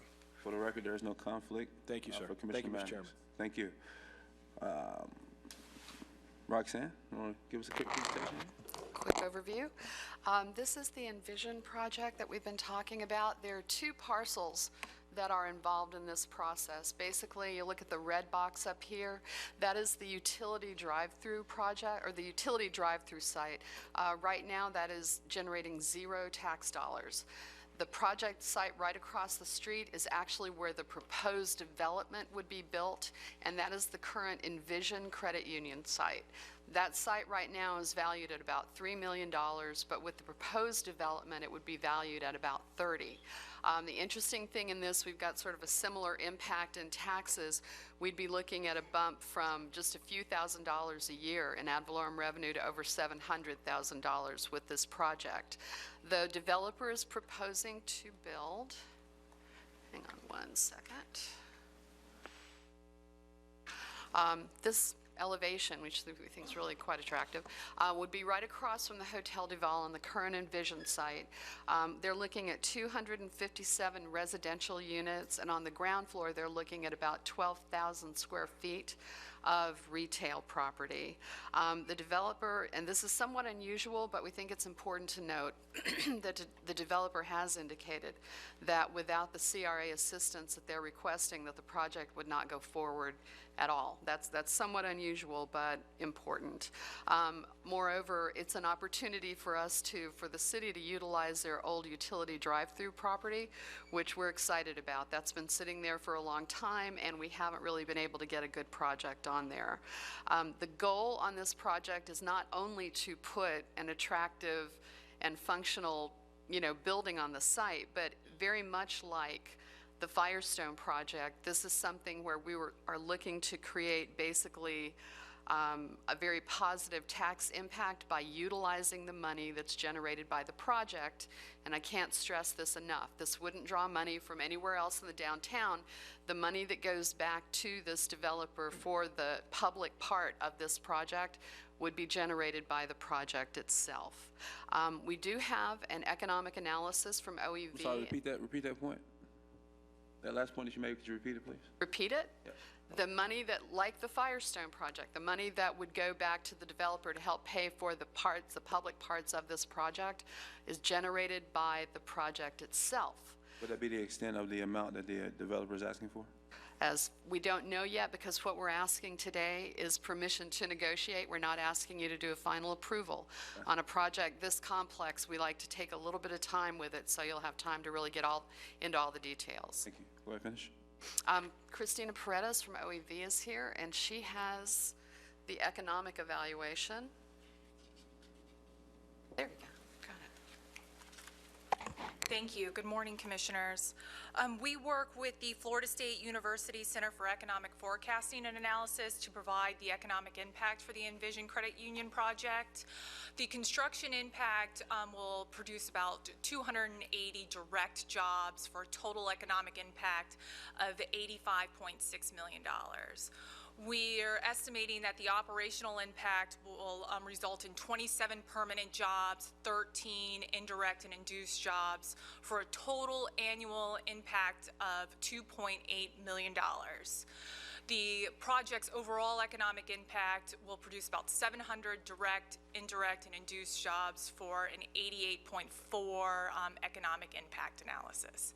If you have any questions, I'll be more than happy to take those. Thank you. I Is have that a all? question. Mr. Chair. I have Commissioner Lindley, I have Commissioner Miller, and Commissioner Ziffer in queue to speak. I'll make the comment up front that my support would be for a motion that included for staff to only negotiate up to the tax increment generated by the project. So to put a maximum there of only the tax increment generated by the project being considered as assistance for this actual project. Commissioner Lindley? Thank you, Mr. Chairman. You know, the idea of this is do or die, and it all depends on us making a vote today to move forward, is really offensive, I think, the do or die aspect. I don't remember us dealing in this kind of a circumstance before, particularly, I mean, I understand the city's been working on this. I guess this is part of the imbalance of our county-city split on the CRA, that you all are, on the city, are fully aware of this, and others are not. So I'm really reluctant to go ahead and support this today. I would rather see it move forward until September before we start negotiations on it. I don't know how much really is being asked. I don't know much about this project at all, other than these few pages that we got a few days ago. So I'm going to withhold my support for this today. Commissioner Miller? Thank you. And actually, I think that it's important to point out that the City Commission has known about this ever since we got an agenda item about selling the property up the street, which was not that long ago. So it's not like there's some effort to keep you all in the dark and show up at the last minute with the project. My support for this is generated partly because of the consideration that not only would this property generate a great deal more value to this whole area than what's existing there now, but also another piece of property as a result, which is generating zero, will then begin to generate value, to not only just in taxable value, but also in beginning to get that section of Monroe Street kicked off between Virginia Street and Brevard. I mean, there's still work to do, but the fact that electric payment site will be converted to a real use, and it's just sitting there for who knows how many years, a number of years, certainly the whole time I've been in office. In addition to that, on Adams Street, there's a project on the Blueprint 2020 for part of the tax money to go to basically re-envisioning Adams Street. This will take care of an entire block of that part of that project, because these folks, if they come in, would basically redo the sidewalk all the way around on all four sides. So the public benefit in moving this part of town forward, the fact that the old payment site then goes to the private sector, basically, the fact that those sidewalks will kick off the Adams Street, what do we call that, Adams Street? Governor's Walk. Governor's Walk. Governor's Walk, thank you very much. There are a lot of elements about this that, other than just the fact that this piece of property is coming in and they want to do something. And I just felt the need to mention all of those things, because Envision will not move if they do not sell the property. We will still own the site, the electric site. It will be still sitting there. So overall, in the long-term view, even to the county, based on even if the CRA stays there, your income will be increased. Commissioner Ziffer? Point of question. On point, Commissioner Lilly? The blueprint piece, that's the city's 10%. Or It is, but it's that still you're spend- taxpayer money, and it's still money that has to be I spent somewhere. understand that, but I just wanted to specify it's not the general blueprint money for the governors. Yeah, also. All right, thank you. But let's try to remember that this is our community. We're trying to make our entire community. And I've said before, the fact is that the city is still in the county. And everything that benefits the city and the city residents benefits the county and the county residents, and makes Tallahassee an attractive place for us to bring people and do business. And so this needs to be a partnership. Commissioner Ziffer, you have the floor. I want to be supportive of what Commissioner Miller said, in that, you know, if you look at this geographic area, its proximity to the core downtown, there are so many other parcels that are, quite frankly, underdeveloped. I mean, you know, we have CK Steel Plaza, which we're talking about. We have city money, blueprint money to go into that.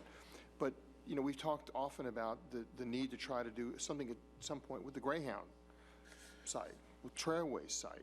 And there are other parcels down there. And so if there was ever an opportunity to plant the seed that could conceivably grow a lot of other development, this is that kind of project. Now, having said that, I don't like ultimatums either, but quite frankly, the ultimatum today is, frankly, let's just negotiate at this point and bring something back in September or at a future date to see what that is. We're not committing to anything now other than it's in the pipeline, keep it in the pipeline, and come back to us with something that we can then deal with that ultimatum, but also deal with some real concrete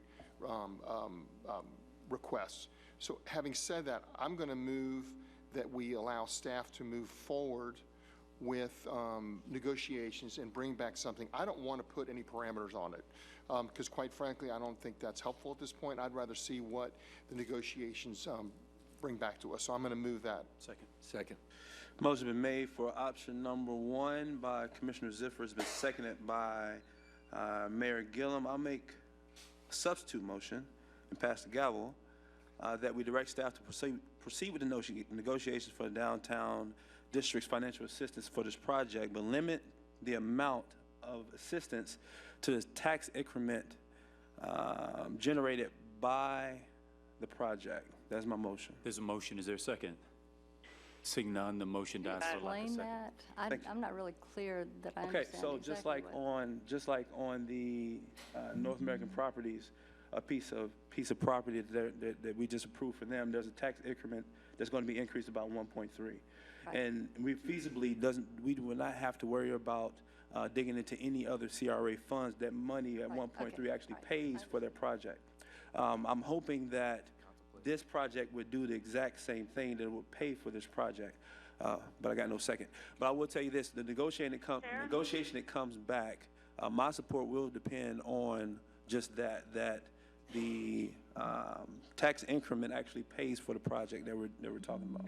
Can we ask? Mr. Chair, Yes. I actually did second your motion. Okay. I'm sorry, I didn't hear you, Commissioner. There's a comment? motion and a second. Mr. Mayor, on the If I can motion. make a comment to the motion real quick. Commissioner Dozier, please. Thank you, Mr. Mayor.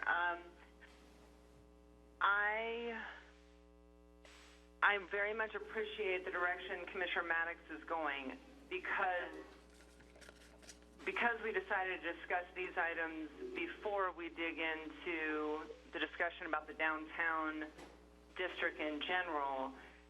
There are an enormous number of questions here. It's a bit of a struggle to talk about these projects that they look great. I should say that up front. This project looks great.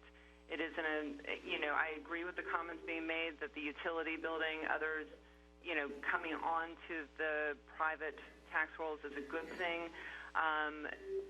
But this is a challenging time to have a discussion, and I agree with Commissioner Lindley's comment that kind of saying that our vote today is make or break a $30 million project. I believe that's what it is. That doesn't sit well with me either. We want to see the details. We need a good process. I can support the original motion if Commissioner Ziffer, I believe you made the motion, but if we could have options from staff that is in line with both what Commissioner Maddox, the chair, has said, and a more typical approach to a large project like this. If we could see those two options and formalize that in the motion, I could support the original one. Otherwise, I think we have to look at this within the context of the TIF as Commissioner Maddox was describing. So I'm just wondering if Commissioner Ziffer would be willing to direct staff to change that motion so that we have very specific options, since we don't know where the other discussion about the downtown CRA is going to go at this point. Commissioner Ziffer, I assume that you weren't taking any options off the table. Correct. There's a secondary motion on the floor also. Seconded, right? Right. So at this point, no, I prefer not to amend my motion.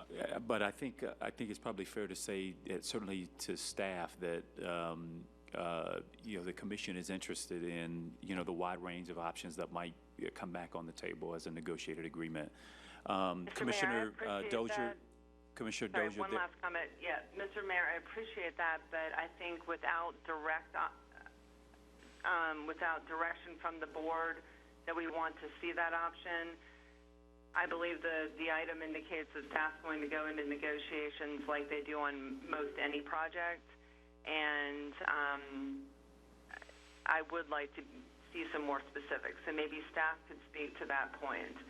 But I would love to support this project. I think the timing is bad given the larger discussion about the downtown. So I'm looking for some direction from staff if we can't get it into the motion. Maybe one comment may resolve all these issues. The preliminary discussions I've had with the developer is this needs to be a revenue generator for at least the county share of tax increment. In other words, this project should be able to work within the same comments I've heard. The tax increment that is created by this project, any dollars that go back to this project is what is created by the additional project of not only this block, but also the city's transfer drive-through facility site. So we're going to combine those two projects because those two are buy one, get one free, for lack of a better term. You have to include with your economic analysis what the changes of the additional tax revenues that are generated by both properties. And we'll work between those boundaries. Now, there may be, just like North American, there may be other requests that come outside of the CRA, but for the purposes of the CRA, we're going to work within the tax increment that will be created by this new development. So in effect, on point, I'm sorry. So in effect, you're going to try to accomplish what I've asked for. That's exactly where we've been going. No. Thank you, Wayne. That helps me. Commissioner Dozier, you have any more comments? All right. Mr. Chair, there's a few other comments, but given that I'm on speakerphone, I will save them for when we see this project come back. I'm sure that's the will of the board, but if Wayne, I appreciate your comments, and with that, Mr. Chair, I mean, I still seconded your motion, but I think if that's the direction staff is going, then the original motion could give us the same information. So are you rescinding your second, or that second remains? I'm not rescinding it, okay. No, sir, but with that comment from staff, I am more inclined to support the original motion should your substitute fail, but I will not rescind my second. Thank you. I have Mayor Gillum, Commissioner Maddox, Commissioner Lindley, and Q, then we'll take a vote on the substitute. Thank you, Mr. Chair. So I think all of us agree that none of us like ultimatums, and I think that staff probably, on second thought, would probably rephrase the way in which that looks. And I do think that Commissioner Ziffer's comment that we're not agreeing to anything today other than the fact that we're intensely interested in the project and would like to move forward with negotiation. I acknowledge, and I think most of us do, that Tallahassee is in a very, very unique situation. We got roughly half the land in this city that's not on the tax roll, and in downtown we have areas that, frankly, in any other place would be hyper-activated that are not. And I think that requires us to use the instrumentalities of all of the respective government organizations to figure out how we make that work. I mean, just to dovetail back to the last Cascades Park piece, recall that that was acquired through an intense negotiation with Florida State, of which I was a part of, where they could not directly work with a private sector provider. We brought that into this agency, and through that process then activated it to the point where it could then create a partnership with the private sector that yielded what we just voted on a moment ago and we'll hopefully see again in September. So to me, this is just kind of a very similar, situation. I want to applaud the design of and the look of this development. I think it's got really strong potential, and I think it's in line with what the Community Redevelopment Agency should be doing. So I want to fully support the maker of the motion and look forward to a negotiated proposal being brought back in September or sometime there soon after. Thank you, Mr. Mayor. Commissioner Maddox and Commissioner Lindley will take a vote. Thank you, Mr. Chairman. Mr. Chairman, I agree with your analysis that the project spending amount should not exceed the TIF amount. I think that the representatives of the property owners I see are here. I think they're going to hear that loud and clear from this body. I'm not going to support your motion because I have a tremendous amount of respect for the ability of our staff that will be negotiating this. And I don't want to tie their hands in any way. They've heard our feedback. I want them to be able to bring something back that is holistic, and then we can make a determination there. So I don't want them to go in handicapped in any way, shape, or form. So I want you to know that I support the spirit of it, but I think it is premature to limit it at this time. So I'll vote against the substitute motion and then vote in favor of Commissioner Ziffer's motion should that motion survive. Also wanted to add to Commissioner Lindley that the only briefing that, as far as I know, on the city side that we've had is in relation to the city-owned property and the project. So we haven't had any CRA briefings about that other than just, mine was yesterday afternoon. So I didn't want you to think that there was any information that didn't flow both ways. Thank you, Mr. Chairman. Thank you. Commissioner Lindley, you have the floor. I didn't think that. I wasn't attributing any problems with the city staff. Out of respect to Mr. Tedder's ability to negotiate, I will support the motion by Commissioner Ziffer if it does survive. And Commissioner Lindley, I apologize if I mischaracterize this, but what we try to do is be very responsive to the development community in regards of if they need this tool to facilitate, because they're going to go live hard with a contract that's going to have a 180-day time period. And if this option is available for them, they're going to continue. If it wasn't going to be available to them, then they were going to pull. That was their direction, is they would probably pull back. Right. How that works out, I don't know, but at least we wanted to afford them that opportunity. Thank you. I have no more commissioners to speak. All those in favor of the substitute motion indicate by saying aye. Aye. All those opposed? No. Motion fails. All those in favor of the original motion on the floor, which is option number 1 made by Commissioner Ziffer, seconded by Mayor Gillum, indicate by saying aye. Aye. Any opposed? Motion carries without objection with Commissioner Proctor's out of chambers. 6.03. Oh, Commissioner, Mr. Chair, if I could make just one comment before we move on.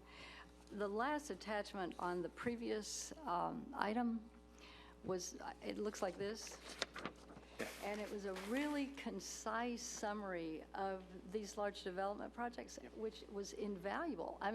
You've basically listed them all and put down the terms, and you got it on 2 pages. So I was very impressed with it. I think it's helpful to have this and the kind of analysis you've been giving us on these two, a little bit more in depth, and I wanted to compliment you on that and ask that you continue the practice. Thank you. 6.03. Actually, before we take up 6.03, Commissioner Doge, you brought up a while back a motion on procedural motion, looking at the way or the attachments that are given with our large-scale development items. Do you want to make that motion now, or would you rather wait? Mr. Chair, I plan to wait until unagended items. I very much appreciate Commissioner Miller's comment. I agree with it completely. I thought those 2 attachments were very helpful. So it's the chair's discretion. I could make a motion now, but I don't mind waiting until item number 9. I'll tell you what, let's go ahead and dispense of it now if you want to make that motion, please. Okay.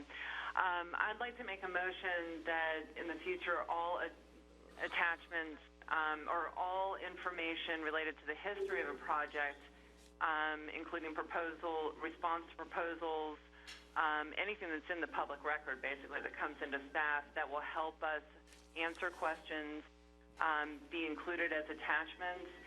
I know when I say all, that might be taken as a very large amount, but I think this is as typical for county commission meetings or city commission meetings. And then I would add to that, with Commissioner Miller, the summaries that were produced for Envision and North American. If we can have that for every large project, that I would include that in the motion. Is there a second to that motion? I'll second that motion, Mr. Chair. All those in favor of the motion on the floor indicate by saying aye. Discussion on the motion. I'm sorry. Commissioner Maddox? Can't we leave it up to individuals as to what information they want and which they don't? I don't want to add to staff for volumes of information that I may not find helpful. So the way it works today is that any member of this board requests anything from staff, they get it. I don't know if we need a formal motion to provide additional information for every member that may not find it helpful. Agreed. Mr. Chair? Yep. Commissioner Maddox, I appreciate the spirit of that comment, but in practice, I don't think it works. The attachments that we got for this agenda came out a couple of days before the originally scheduled meeting. In fact, I didn't know to ask about some information North American Property had provided to staff until after I had a briefing with our staff, and then I met with North American Property at their request, as many people did. So I think this is very typical for Blueprint, for county commission meetings, certainly for other boards that I serve on, that if you have a response to a proposal from an owner, from a developer, that is included as an attachment. And further, I don't think it's just for the board's benefit. I think this is for the public, and I think it is good for historical tracking of these projects that could take years. So, no, I respectfully disagree. I don't think this can be just based on what commissioners want to see, because we may not know what information is out there. Thank you for your comment. All those in favor of the motion on the floor? I'm sorry, Commissioner Ziffer. I have a substitute motion. Help yourself. The motion is that if Commissioner wants something from staff, they request it, and staff responds. Second. Second. Motion's been made by Commissioner Ziffer, seconded by Commissioner Richardson. All those in favor of substitute motion on the floor? Sorry, Mr. Chair, does that really need to be a motion? That is the practice as it is now. I'm looking for transparency and a good process here. All those in favor of substitute motion on the floor indicate by saying aye. Aye. Any opposed? Yes. Yes. Motion passes 5-3. With Commissioner Proctor out of chambers, that dispenses of the original motion on the floor. We're going to 6.03. 6.03. Good morning, Mr. Chairman, Mayor, and Commissioners. My name is Carrie Post, Executive Director of the Tourist Development Council, and Ashley Edwards is here, the Director of Parks, Recreation, Neighborhood Affairs Department. And the item before you discusses the ownership, management of the amphitheater support and event space at Cascades Park. So again, I'd like to thank you for the opportunity to provide a couple of updates on the item. The Leon County Tourist Development Council held a special meeting on June 22nd to receive an update on the actions by the CRA at its May 25th meeting for the proposed amphitheater space. The TDC unanimously supported the information item presented regarding the ownership, management, and programming and other considerations. After hearing public comment from 2 local theater groups requesting designated space in the amphitheater support space, and after much discussion, the TDC supported a motion requesting the TDC to consider adding theater production rehearsals as one of its listed potential uses for the amphitheater support space. As an additional update, 5 days after the TDC meeting on June 27th, Ashley Edwards, Jessica Brown, and I met with the 13 theater groups at COCA offices to further understand their rehearsal space needs. We shared a very detailed update on the current uses and process for booking the events at the amphitheater and utilizing the existing Meridian Point building for both Visit Tallahassee concerts as well as year-round amphitheater support and community event space. After much discussion, ultimately there was positive consensus and acknowledgement by the theater groups that the amphitheater support space is not a feasible option to meet their needs for 6-week time blocks for theater rehearsal spaces. Both Ashley and myself have made a commitment as well to work with them, and we provide some other alternative solutions for them to consider. However, the theater groups began to focus their discussions on the remaining $3 million in cultural project funding available. At the conclusion of the meeting, it was understood by all present that the amphitheater support space is no longer a consideration for their specific rehearsal needs, and their discussion focused on developing a plan to secure another space or spaces for theater rehearsals in the community. So the proposed ownership and management of the amphitheater support space has been outlined in the item in your packet. So now that potential use issues have been resolved, Ashley Edwards can answer any questions on the proposed operations and management. Thank you. Any questions on that report? Seeing no. Yes, sir. I'm sorry. Commissioner Miller. I actually spoke with one of the representatives of the theater groups, and subsequent to that, in actually the same location, the Black Dog Cafe, I had a meeting with Wayne Tedder and Roxanne Manning because my car was broken down over there. And Roxanne actually had some ideas about where you could conceivably do this, but we also thought of some other places too. I think that what I'd feel more comfortable about is if you included as a use the possible rehearsal space. And I don't know how you word it to make it clear that we're not promising somebody a 6-week stint in one little area, and but I hate to take it off the table altogether. It's certainly not the top priority for the use of the space because we have a lot of competing interests. And I have to ask Roxanne, she'll probably say this much more skillfully, or Wayne either, because he was there too. But this is a need in our community that we have now been made aware of, and I really think that we are missing the boat if we don't go ahead and try to encourage the growth in the potential of these theater groups that are forming in the city.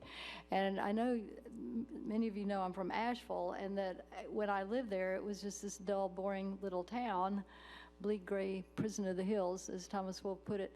But it has just blown up, and it's those seeds that are planted that grow into something much bigger. So that's being said, I just hate taking all language in reference to this potential off the table. Thank you for your comments. Commissioner, if I could just clarify, the list of uses is by no means totally inclusive. It is simply what we see as the primary uses, and we would obviously be open to working with many other types of uses, including anything we can do to help theater groups. Okay, so we can still go forward with thinking about this, correct? Okay, thank you. Commissioner Lilly? I just want to support Commissioner Miller's interest too. I want us to, this has been a concern for a long time, and anything we can do to try to advance that I think would be very helpful. I understand it's not limited, and I understand you had a long conversation. It's not an easy thing to solve, but I'm very supportive of helping with that. Thank you. Thank you. 6.04. Mr. Chair? Thank you. Oh, I'm sorry, Commissioner Dozier? Thank you. I agree with the comments Commissioner Lindley and Miller were just making, and I had a question, and I don't mean to belabor this point, but the potential uses for the amphitheater support space, other than the green room supporting the amphitheater itself, I don't see a lot in here that supports arts and culture, even a more broad definition of the arts funding that had been dedicated to the Performing Arts Center. So I know we're moving down, we've already agreed to do this, and this is $2 million of the $5 million we had set aside. I can see the benefit of this space and of the discussion we had last month, but these uses do not address anything that we've talked about regarding the cultural plan or other things like that. And I think that is important to note. We are making a choice to use this money outside of what we have discussed over the last few years, at least from my perspective, unless there is a different, something I've missed here in the item. That must speak to that. One of the biggest opportunities we see along that vein is the use by other events at the park in addition to the Visit Tallahassee concerts.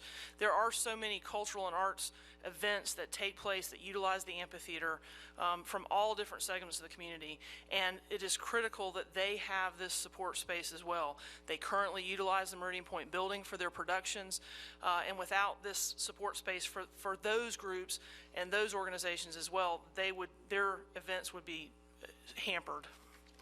Ashley, I could not agree with you more on that particular point, but that, I think, reinforces that the space in general and the support it offers to the amphitheater is really where we're meeting those goals.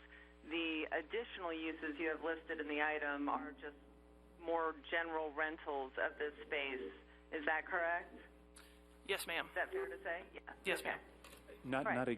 Not exclusively, right? You just mentioned that the idea is to bring other acts, frankly, to be liberal in this application, to allow other performing acts other than those on the amphitheater to have space and meet their space. And we primarily utilize the facility first and foremost as support for the events in the amphitheater and other events at Cascades Park. At other times, when it's not being used for that function, it's available for other rentals.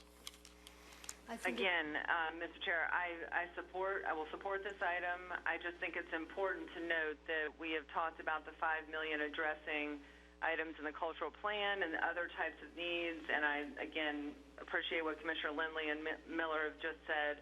I think having some revenue come in for rentals for meetings and others is a good thing. I think the space is generally good. I think it's just important to note we're not covering as many of those needs as we have talked about in recent years. So I encourage anything staff can do, and Ashley, I know you will, and your staff will, to look to arts and culture as a primary use of this space. Thank you. Thank you. Commissioner Miller. I think to give Commissioner Dozier some comfort, you might want to state when you come back for our next discussion just exactly what you said, that the primary use of the space is this support for the amphitheater, and all of the uses are secondary, but we certainly do want to utilize the space. One thing that I've seen happen in the building as it is are small community groups that are able to rent the space to, it's affordable for them to go in there and have meetings, and that's always a problem for groups. That's going to be important. So thank you. But probably if you just make it very clear that that's the primary purpose, that would help. Yes, ma'am. Thank you. 6.04.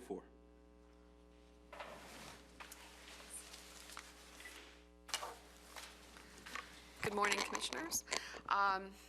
We're going to talk briefly about different options for having the county withdraw from the downtown CRA. As the chair mentioned previously, there are a couple of different ways to do that. Because the CRA was created, the downtown CRA was created via an interlocal agreement with the city, county, and the CRA board, in order to accomplish what has been requested, that would require agreement by all three of those bodies.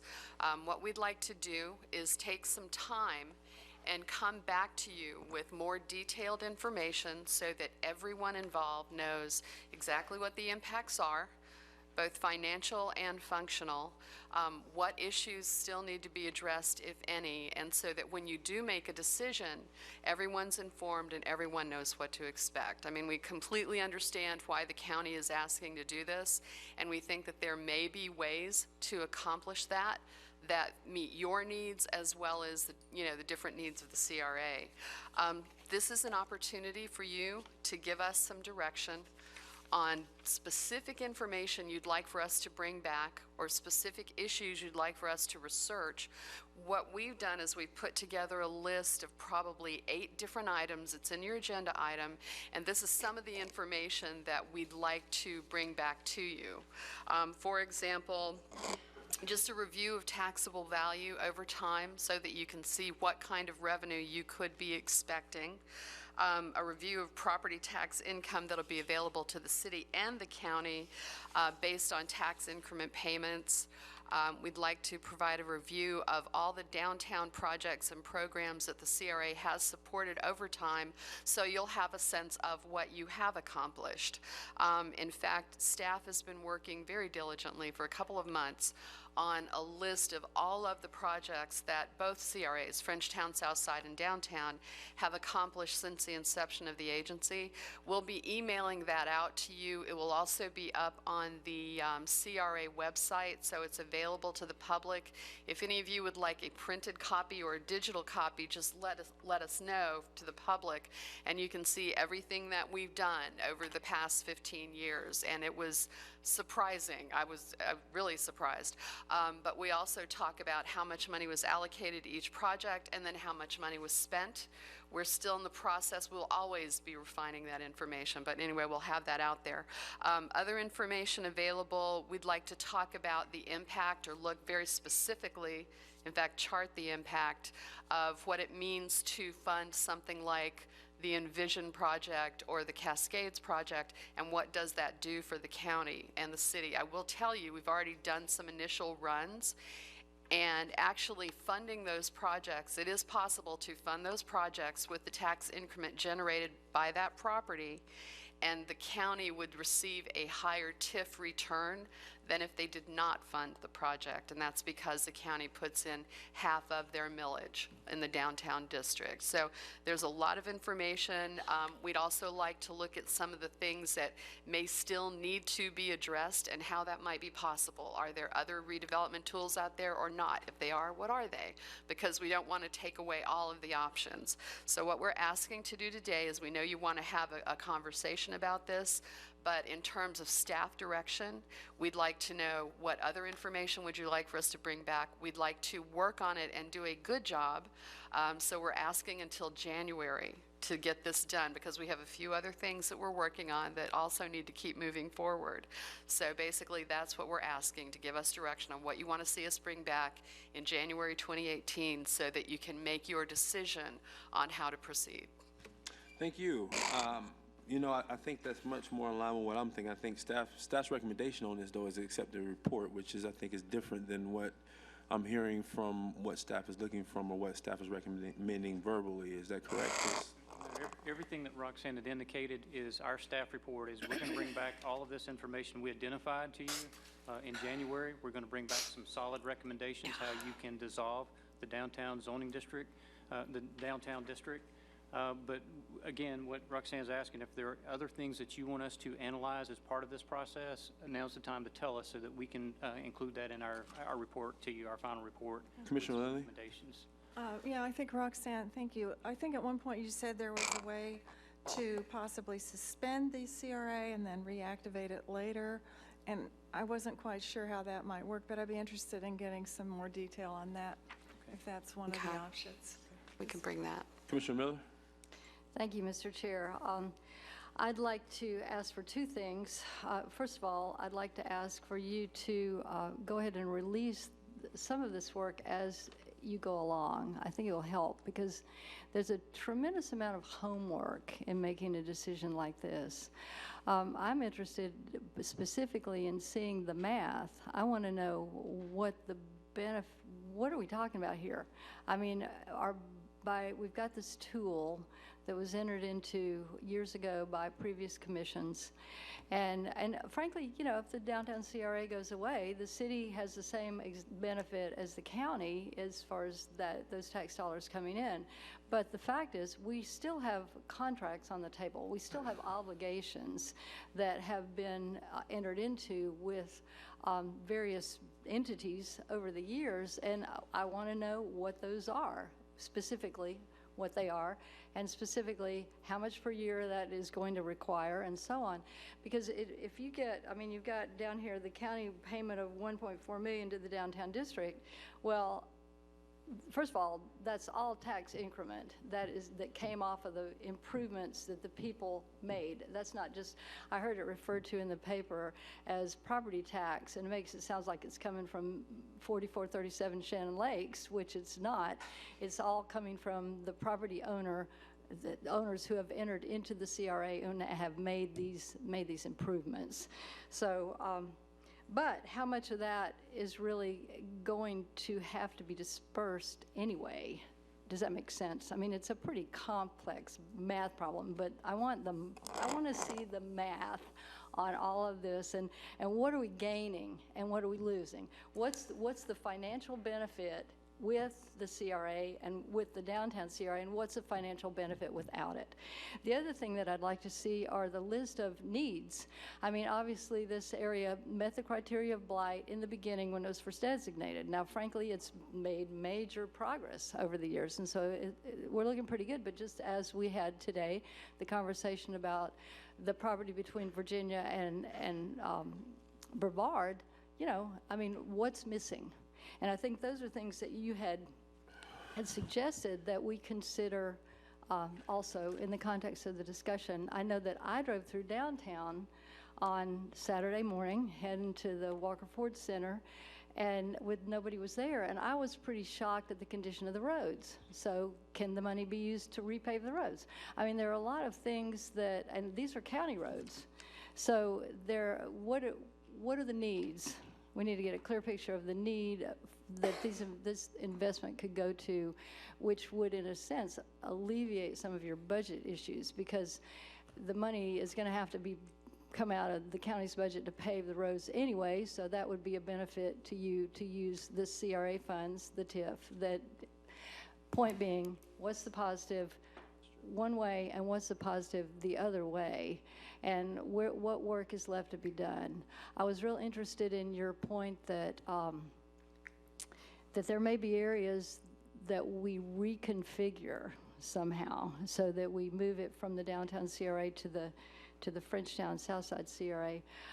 That's an interesting point. I don't know what the mechanism is for that. I know it takes years to change the boundaries of the CRA, as we learned on the east side of South Monroe Street.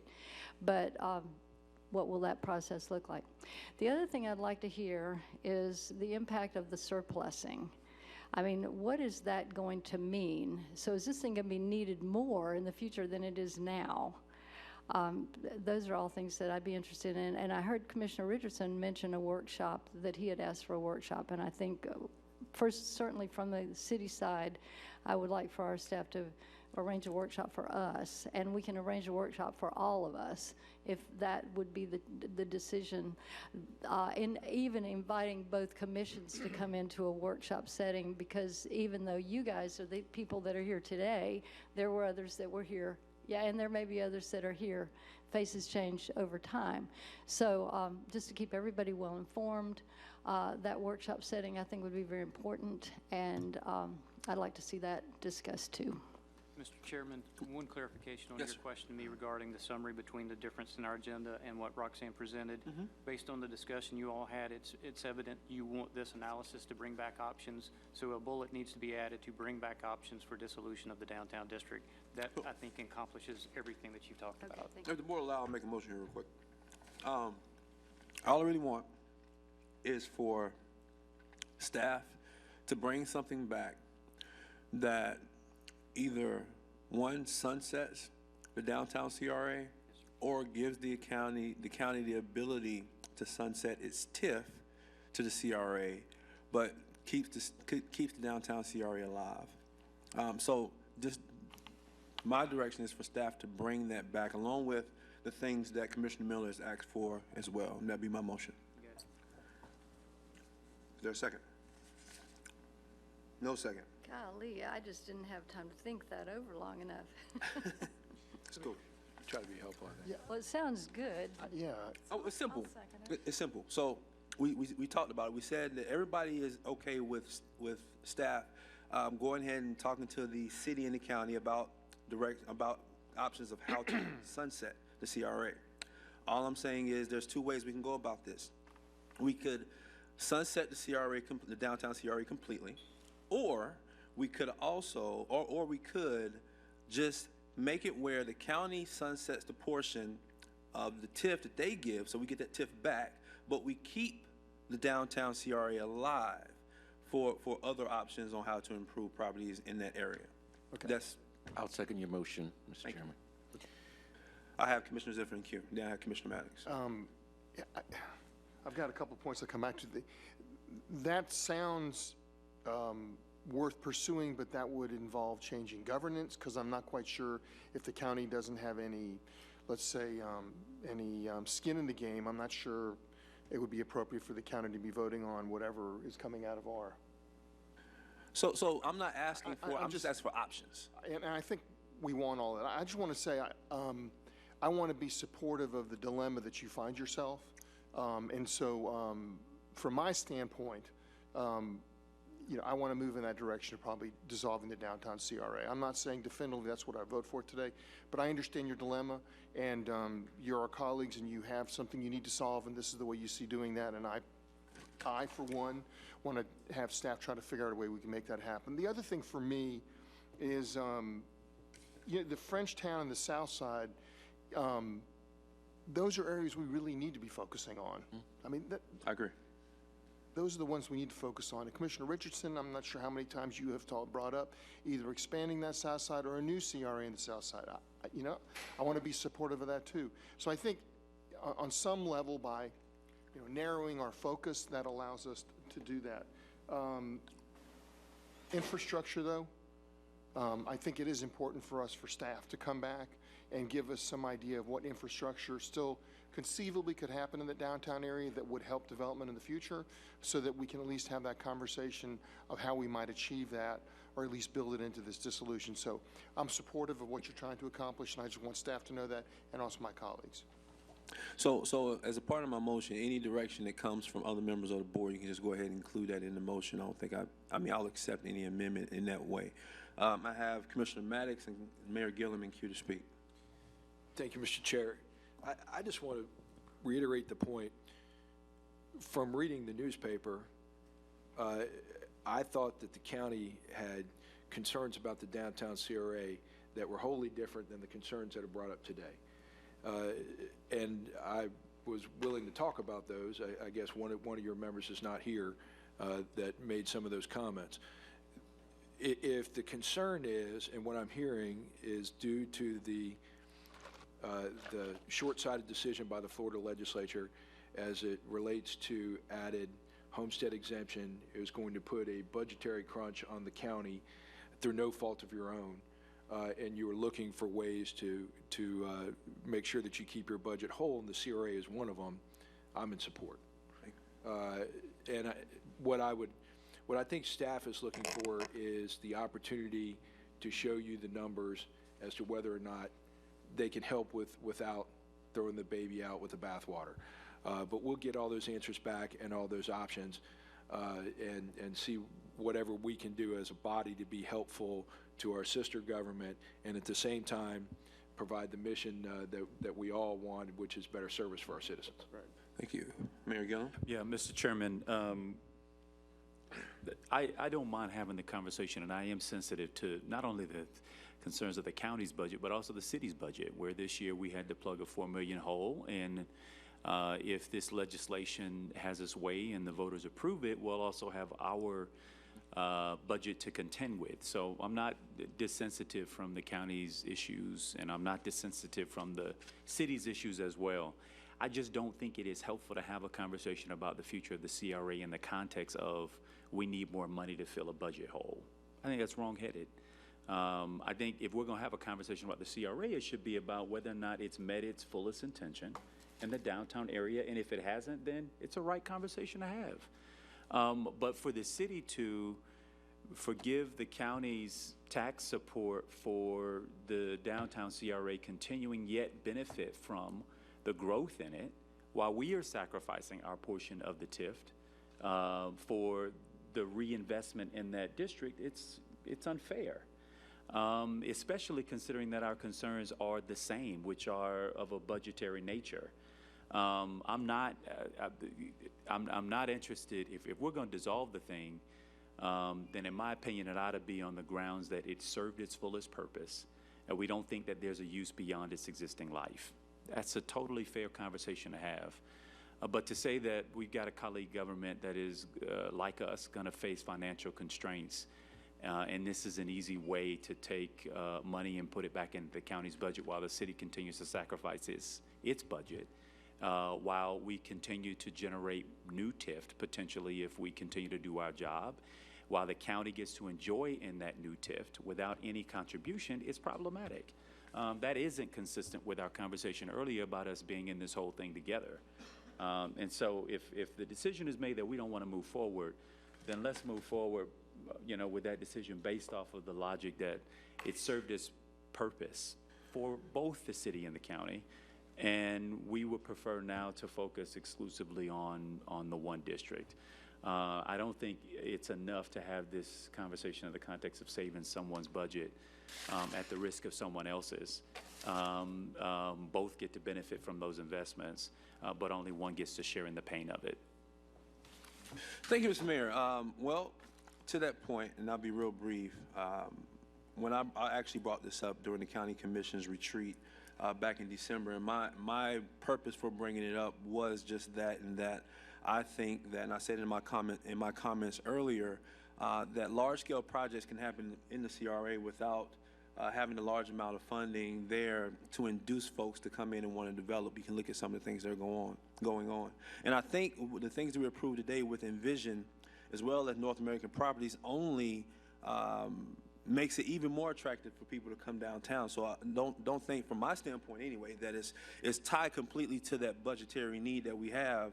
I believe that these projects that we've put forward and the things that we've accomplished over the years has actually put us in a place where, like we've seen with North American Properties, people will come and make investments in downtown without there having to be a large amount of money to go with those projects. Now, when I had my briefing with Roxanne, she brought up the point that, if the city would like their TIF back, that's great too.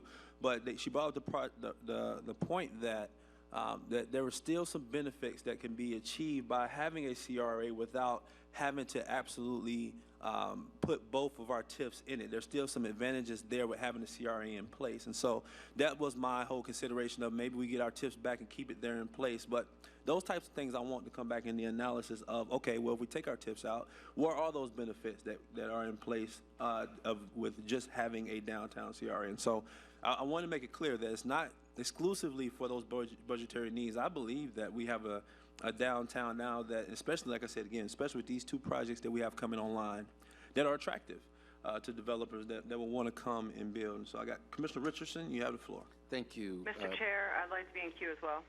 Okay. Thank you, Mr. Chairman, and I agree with your comments. I think just as we made an initial investment in the College Town area, and that area flourished and is flourishing, and we made a conscious decision. I heard this board say, our investment in College Town is done. It now can survive on its own, which it is doing. I think that our downtown district is probably to that point as well. But my point is, I wish, and thank you, Commissioner Ziffer, I hope that I can count on your support for this.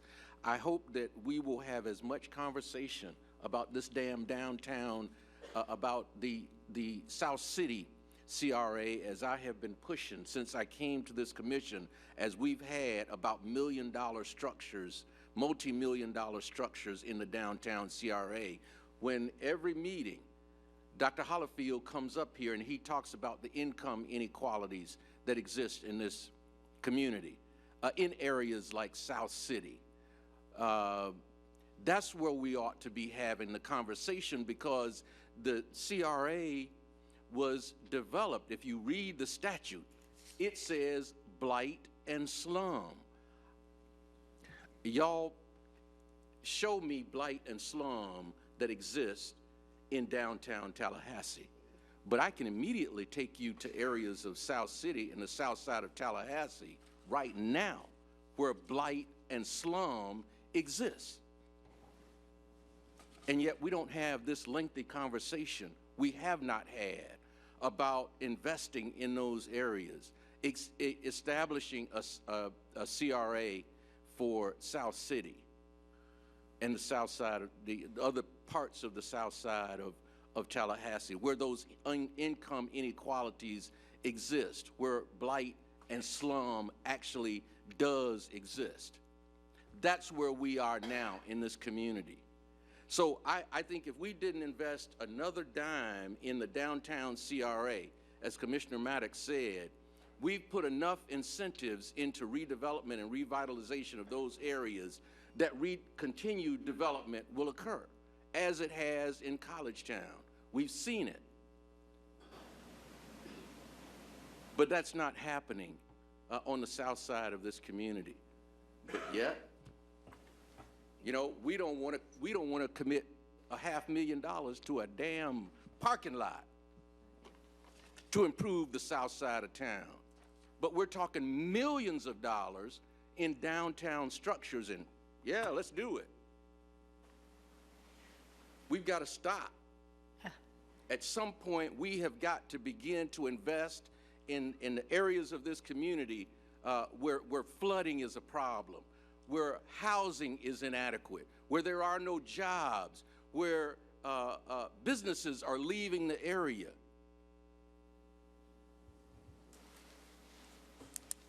Mr. Chairman, that's what we've got to start doing. And so if we're gonna spend this kind of time and effort in determining how we dissolve a downtown CRA, I want to see the same kind of time and effort put into, and we've had this discussion before. We directed staff to go forward with it, but every time it was, well, staff is burdened with this, and our staff can't do it because of this. Now is the time to do it, particularly under the circumstances that we find ourselves now.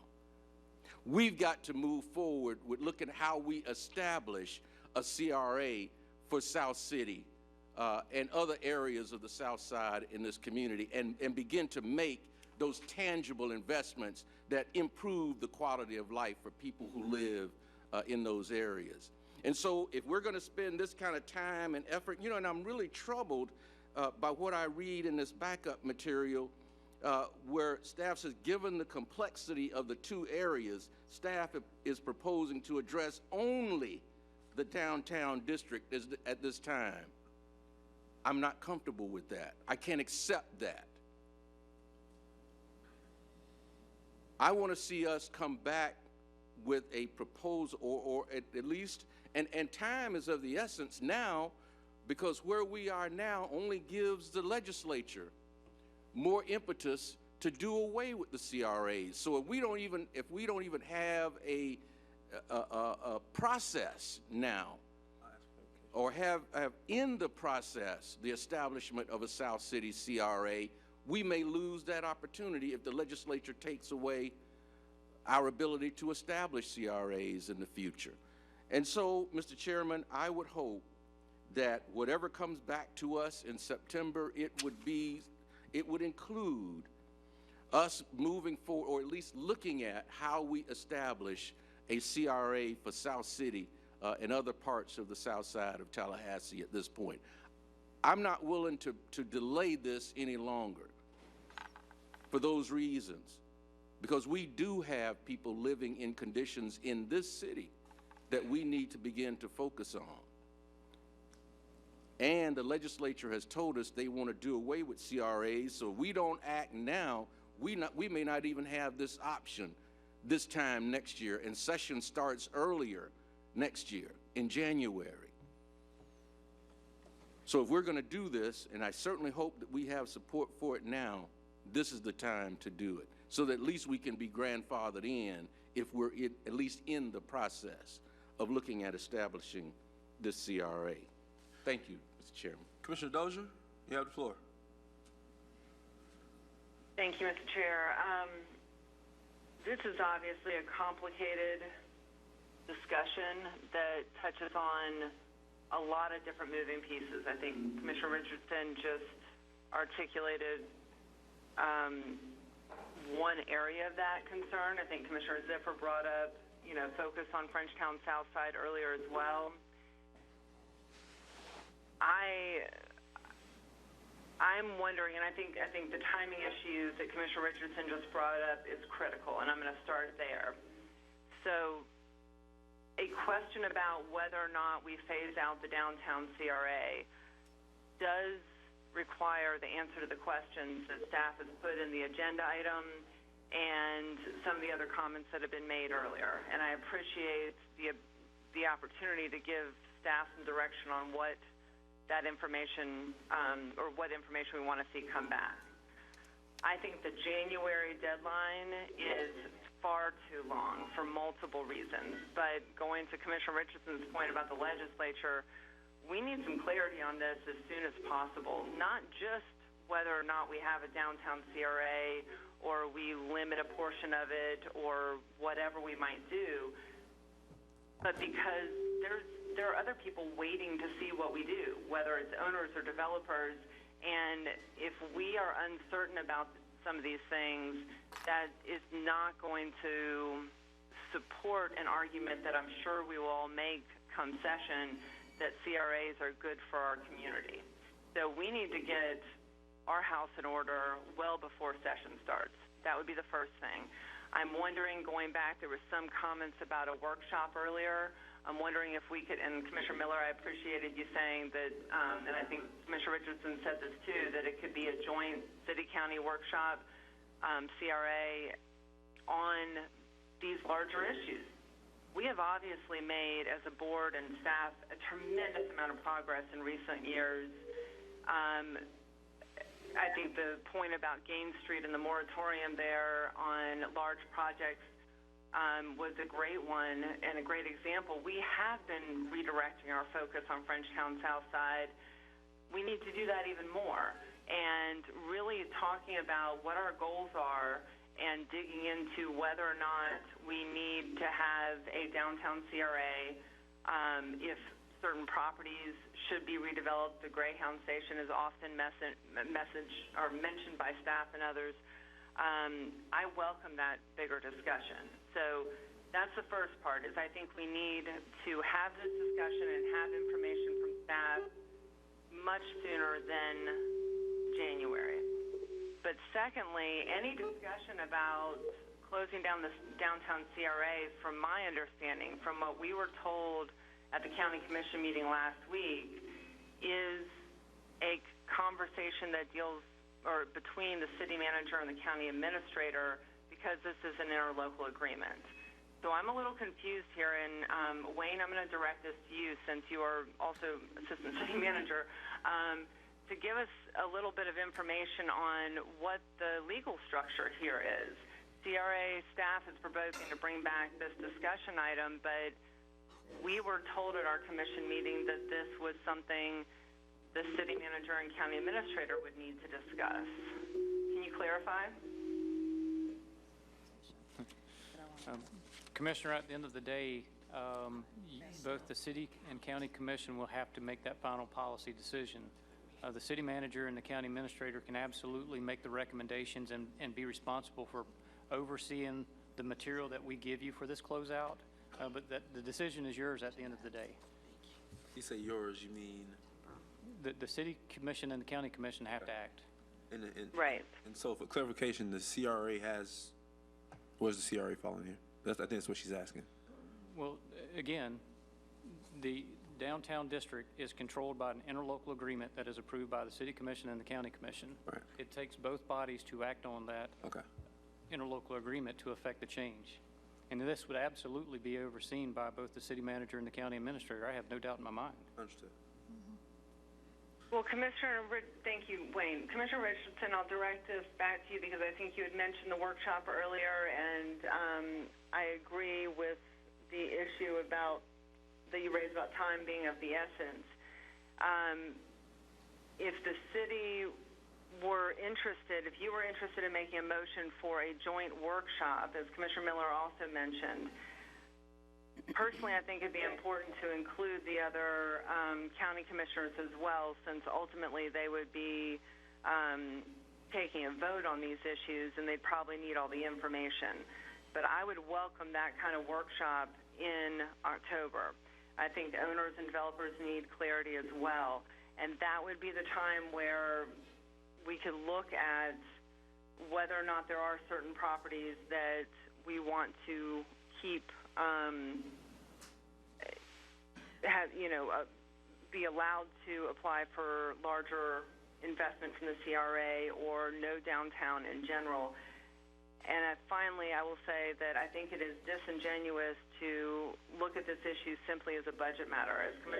As the Chair Maddox said, he brought this up at our workshop in December, and it has been told to the County Commission several times that the city also was at least willing to discuss whether or not we needed a downtown CRA anymore. And Commissioner Ziffer, you just mentioned this. So this issue has been caught up with what the legislature has done, and then we took a vote on it during budget. Due to the homestead exemption, there was an additional reason now to consider this 2 days before all of the other things happened with the subpoenas and such.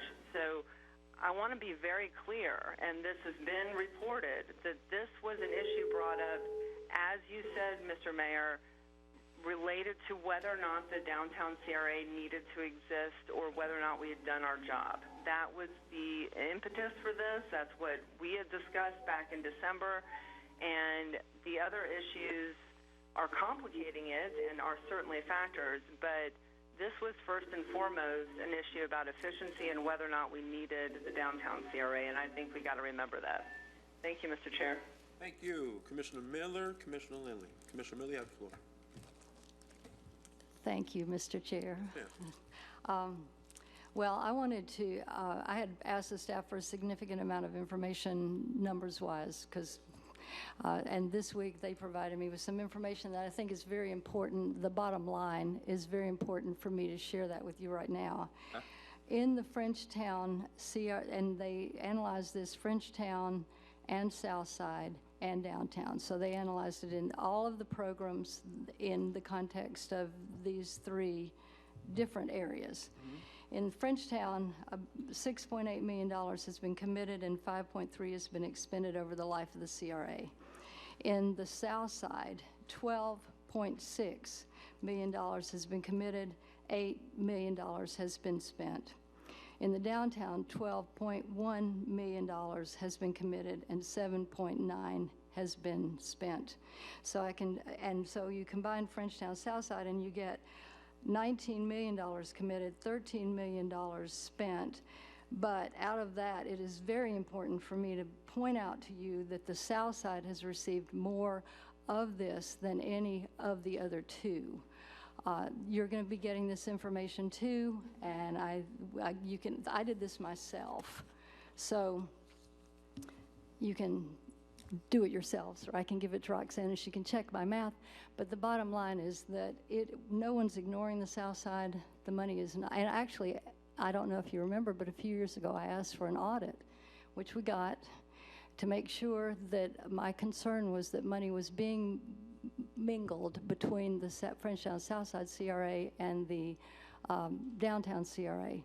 And that audit looked at all the CRA activities and came back, and maybe we should share that. Commissioner Dozier asked for material to be included, and that probably might be something you might want to look over before we make this decision.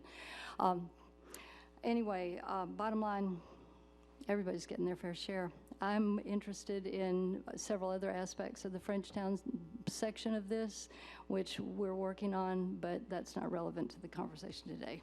Thank you, Commissioner Miller. I think we need to give perspective to the comments that Commissioner Miller made. Roxanne, could you, when we're talking about the investment in the Frenchtown Southside CRA. Could you talk about where the large part of that money has gone and that tax increment increases come from? Well, there have, and in fact, this is the information that I'd mentioned earlier will be emailed out to you guys today. It's a lot of information. We did not put it into the same spreadsheet that the commissioner did, but that's a good idea, actually. One thing that we looked back, we found that in the South Side in particular, there are a lot of small business investments. There are a few large investments. Some of those investments are on Gain Street, but then there are investments like Big Bend Cares or CarePoint that were very significant investments. Frenchtown's a little bit different. Our largest investments in Frenchtown to date are things like buying the shelter, tearing down the shelter property, that kind of thing. All right, so let's be frank. How much of Collegetown, how much of Gain Street was included in the Frenchtown South Side increases or money spent? I don't have that information in front of me. I'm not sure. I think Commissioner Miller makes a good point, but I also think Commissioner Richardson makes a good point. Some of the investment in in Gain Street was made specifically to give benefit back into the Frenchtown Southside area, deep into those areas. And so, yes, some money has been spent in Frenchtown Southside, a large amount, but to that effect, I don't believe that we've affected the areas that have the most need within Frenchtown Southside, and I think we're going to get to that. I know we're going to get to it, and I agree that having those properties on Gain Street be a part of Frenchtown does give us some increment to go right back into it, but we just haven't had that level of investment. Now I'm beginning to see it. If you look at what happened at CarePoint, if you look at what we're talking about on the shelter site, that investment is coming, but more focus, more planning on that on Frenchtown Southside would be invaluable to where we are right now, especially with what's going on with the Housing Authority and the redevelopment of Orange Avenue. So just keep that in mind. Commissioner Miller, I think you may have one on point, and I have Commissioner Lindley, Mayor, and Q. I'll be very brief. Basically, a lot of these properties, these large, everybody thinks of these large development as the CRA, and really they're out of 150 projects, that's about a half a dozen of them. But they are able to generate such an incredible amount of TIF, and a lot of them are just now showing up on the tax rolls. And that means that now is the very exciting time for Frenchtown Southside, because now is the time when those properties are generating the money that's going to be able to make all of these changes that we want to make in those areas. That's how the CRA works. It's maturing. That means that in the beginning it didn't have any money, and then finally some people finally came to the table. People painted their buildings, people renovated, people built new buildings. And now all that's coming into fruition, more so in Frenchtown Southside because it's older. And also that progress was slowed somewhat by the recession. That slowed things down a little bit, so it took a little bit longer. I've been working with Frenchtown, and I've been reading all of their previous documentation going back to 1983. And we're at a real threshold there. We're at the point where there's really going to be some money to put into those two communities in public infrastructure investments more than ever before. And that needs to be another conversation that we have. I think with Roxanne and the investment plan conversations that we've had, that's what you're getting at right there. Right. Yeah. Mr. Chair. I have Mayor Gillum and then Commissioner Ziffer, but Roxanne, you got a quick comment? Just a very quick comment. And you brought it up already. The investment plan that we put together is in anticipation of the kind of TIF return that we are just now starting to see in Frenchtown Southside, but also additionally the $4 million. Right. We're looking forward to investing that. So we're happy with the progress that's been made. It is certainly not enough, but we feel like within the next couple of years, within the next year, we'll have a lot more ability to do a lot more down there. Mayor? That's it. Thank you, Chairman. First, I think it is very unhelpful to have the CRA debate of one district versus another, because the truth is the TIF generated in one district cannot go to a different district. They should be treated completely separately. And the discussion of whether or not we keep a downtown CRA is totally up for continued debate and discussion. If we were to straw poll it today, there'd probably be a majority of us that would say to sunset it, but we ought to have the conversation before we, in the obligation, Commissioner Miller mentioned this, what the ongoing obligation is financially, even beyond the sunsetting of the existence of it. But frankly, and I think we'll ultimately get around to this, the issue around part of the Southside CRA is going to be on what philosophy this board shows to how that money can be used. We heard conversation around infant mortality, income inequality, poverty rate, crime, all of which I take a much more expansive view around how it is money ought to be spent in order to bring those issues to heel. But I do know that on this board, and they show up every single meeting, there are others of us who have different beliefs around how the CRA money is supposed to be utilized. If it were simply about supporting a business being built up out of the ground, there's probably very little hesitation to figuring a way out to put financial support behind that. We had an enterprise zone that existed down there before the legislature sunsetted, and barely anybody took advantage of that instrumentality, right? Because the way in which the development happens there is going to be different. And so, frankly, where we ought to be spending our debate time, in my opinion, is what are the more expansive ways in which we can apply the instrument of the CRA in the Southside District that allow us to see some of those things happen. Today is one example of it. Does it make sense for us to spend $500,000 of public money matched by $100,000 of private sector money for a parking lot, right? And we hadn't resolved what that is, but I know how I feel about that today. So I just think that much of this debate, frankly, around the Southside CRA needs to be around our philosophy around how it is we plan to use that money. Do we believe in direct money into a business? Do we believe in going beyond the exterior walls of a company to go actually inside and do some changes, as we did, evidenced by the Piggly Wiggly, quite frankly, which was a touch beyond how some folks viewed that. So I would much prefer the listing out of what are the ways in which we can use the resources in that district. But if it is dangling money out for somebody to build a building out of the ground, that's been there. That benefit exists today. And not a lot of people have taken advantage of it. And in fact, the one that did was roundly ridiculed and dragged over the coals for not being the right type of business and the right type of use to come up out of the ground. Mr. Chair, I'll end my comments on that, but I do think that that's going to be as important to this conversation going forward as any part of it. I totally agree. We had that conversation a while back, I think, when we first did it, created the investment plan. That was some of the things you and I both brought up, is how we go about making an investment, the fact that each CRA is different. You have to discuss it in that way.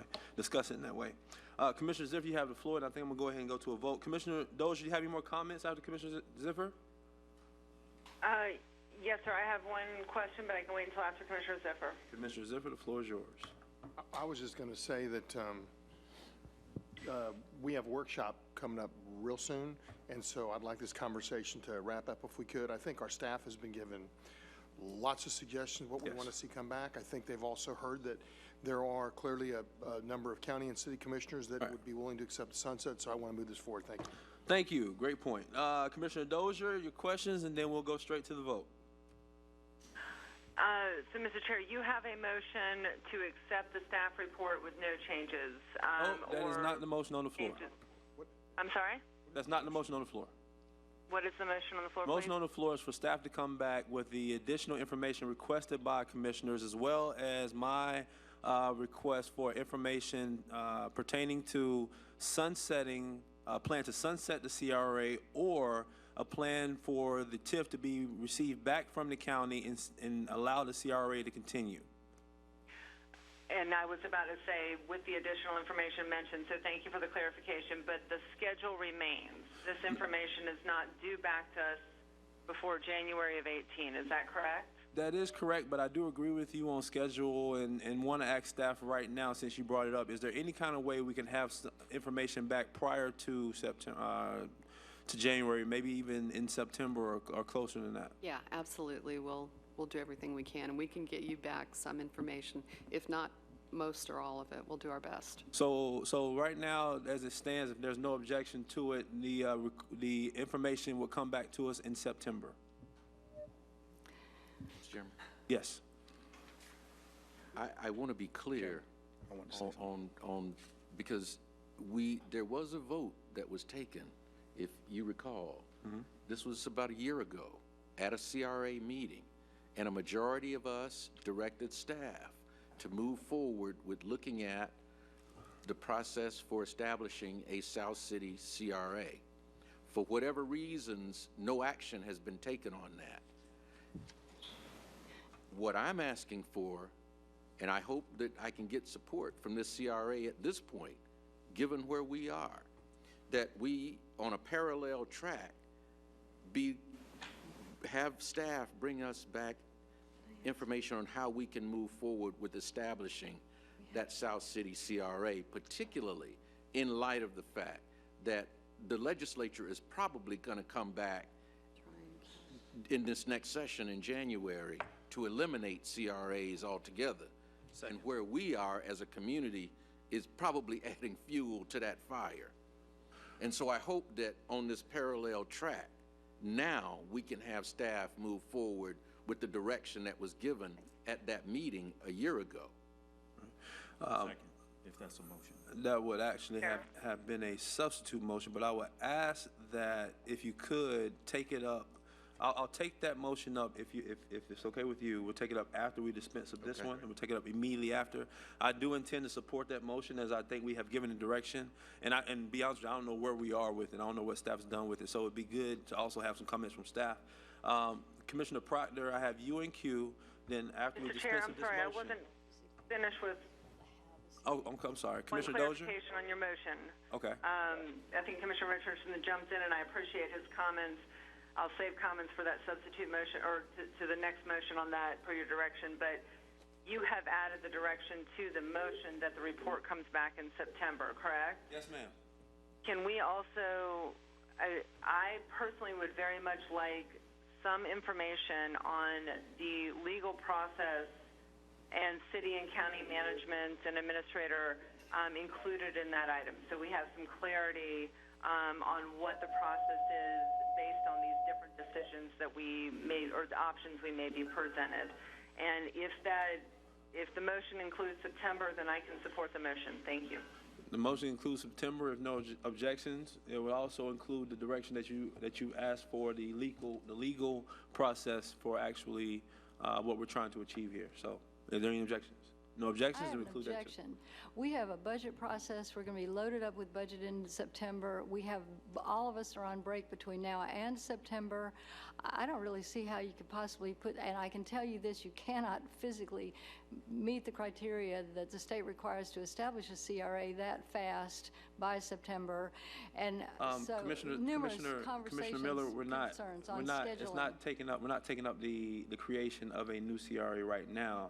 What Commissioner Dozier asked for was just the legal parameters about how we would go about the process of sunsetting either way, what the legal process or legal plan would be. So that's fine. I want to make sure my vote is not indicating my position one way or the other in regards to the downtown CRA. This is simply direction for it to come back. For discussion. For discussion, that's it. Could we call the question? Actually, I already had Commissioner Proctor in queue. Commissioner Proctor, you would be the last speaker on this item. We'll take a vote. Thank you for not denying me, Mr. Chairman, to say something. Commissioners, today I teach a class called Constitutional Law, and I bring my class to a certain level of momentum. And the very sacred civil rights amendments were a topic of which I could not leave and abort my classes.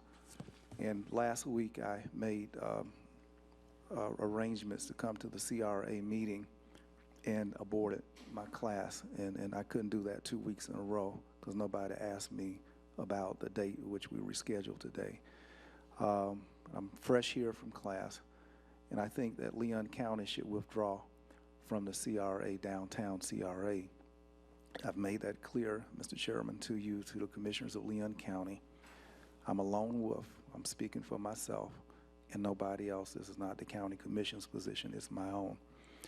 having been at this table from perhaps the original start, or having been at this table longer than either of you sitting here, I have seen the full distance of development, growth, the questions of proprietary appropriateness of use and all of these things.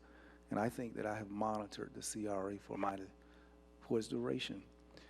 And I believe that in the instance of FBI, subpoena, grand jury, and those kinds of words, and we look at the benefit of the CRA downtown, that there may be reason to pause and to study the direction which I've heard briefly. How do we withdraw? How do we come out of this thing as a county? I think it's well worth our looking into. Of course, I encourage the county commissioners to come out immediately, and I don't know why, first of all, at this table and looking at the legals, that only 3/5 of the county commission is a part of this anyway. And we sit as a joint, 2 commissions on the, what was the old MPO, transportation planning. It now has a lot of big words. Commissions are all serving. We serve together on the comprehensive planning. All of our commissions sit together on comprehensive planning. Our commissions also sit together on the IA and the blueprint and how to spin up the 1 cent sales tax. Yet when it comes to this particular group, and we join our entities, the county commissions is left short. And I frankly think that the county commission is disrespected and is not being honored in the totality of which we share equally and evenly as a full commission when the city and county commissions serve over IA, over comprehensive planning, and over that other stuff I said. Now, I think that that needs to be corrected going forward, looking at the South Side and the Frenchtown CRA. But the first thing is, in that legal question, I want to know what can the city do to Leon County if we don't want to support the downtown CRA. Are we indentured? Are we captives? Are we going to be sued by the city? They going to make us come and participate? I need to know what they're talking about. If we don't want to be a part of this, what will occur if we don't want to be a part of the downtown CRA? So in that legal quest, please, I'm asking to know if Leon County does not want to be a part of the CRA downtown, what ultimately can be done to us. Will we be subpoenaed or something? Will the FBI come looking for us? What's going to happen? I want to know. So I don't want to be a part, but I'm just one member. I'm a lone wolf here, and I know I may not get a second, but these are my thoughts. They belong to me. Mr. Chairman? Yes. I'd like also, and I thank you for your time. The time has been well spent, and I didn't spend any of it after 12 o'clock. So I know a lot of people took up a lot of talking here today. But I would like to note, could you restate the motion that I might, because it was stated when I walked in on the motion. Yes. Roxanne, could you restate the motion as you understand it so I can make sure you understand the motion that's on the floor? The motion that's on the floor is for staff to bring back, in talking about the dissolution of the CRA, bring back information regarding same and different options. Okay. That's it, in September.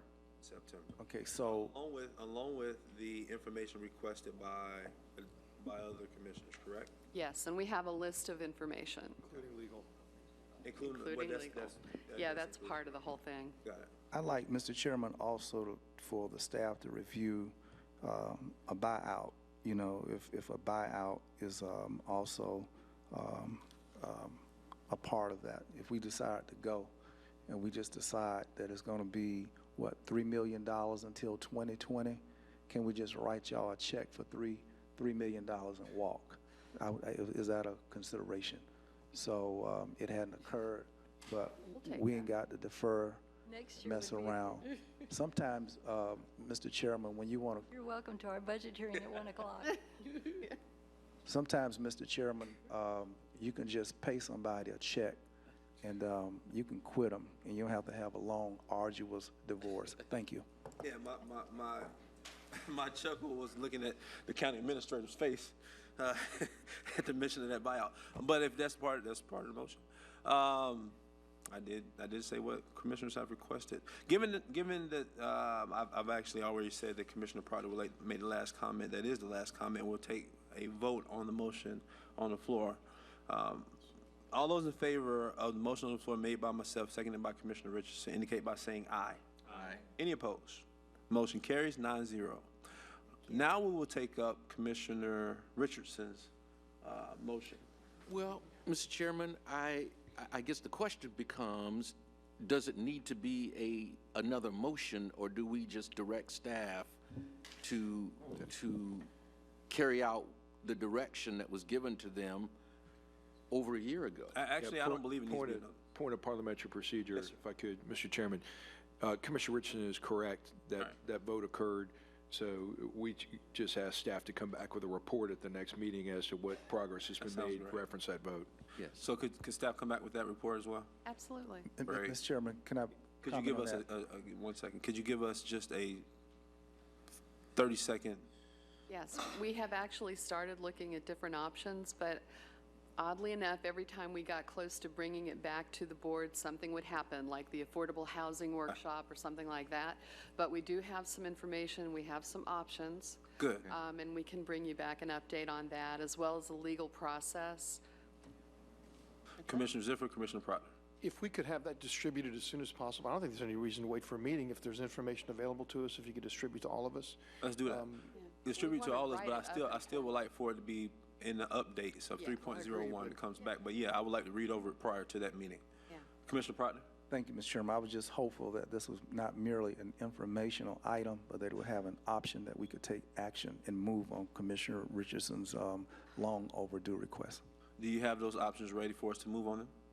No, one of the longest part of that whole process is not deciding to move forward. The longest part would be after we make the determination whether you want to expand the district or create a new one. You make that decision first.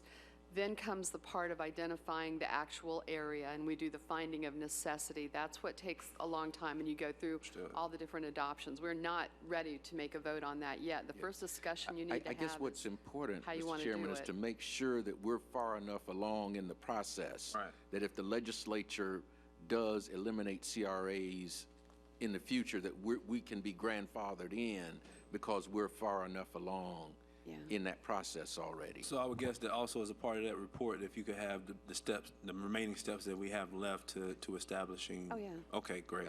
And maybe have talked with legislative staff about where we need to be or potentially be in order to be grandfathered in if that action is taken. And that's going to make a difference because they can pick different trigger points, and right now, we don't know.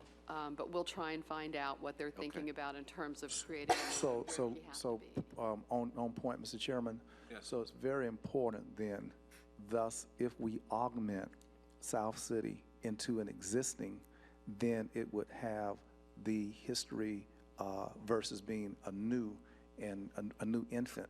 And if it's merely an infant CRA district standalone, it may not meet the threshold, the legislative formula.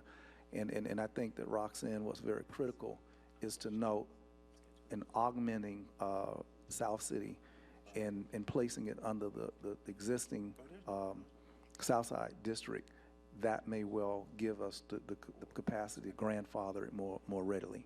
Probably. All right, so you got direction? I do. We need to get that budget vote because I'm losing quorum. So 7.01, please. We'll give you a quick overview on the budget. This is your first look at it. You'll see it again in September, so we'll be brief.